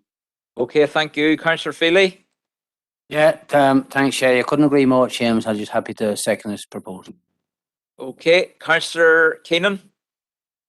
Thank you, Chair. Yeah, very good proposal by Councillor Green. I think the Minister could easily even the playing fields and make it a more fair process for all students looking for those placements. Thank you. Okay, that has brought us very neatly. You've heard the proposed and seconded. Everybody in agreement? And that has brought us very nicely to the end of our meeting. So thank you for your cooperation. we got a lot of stuff done there tonight, and it's now over to P&R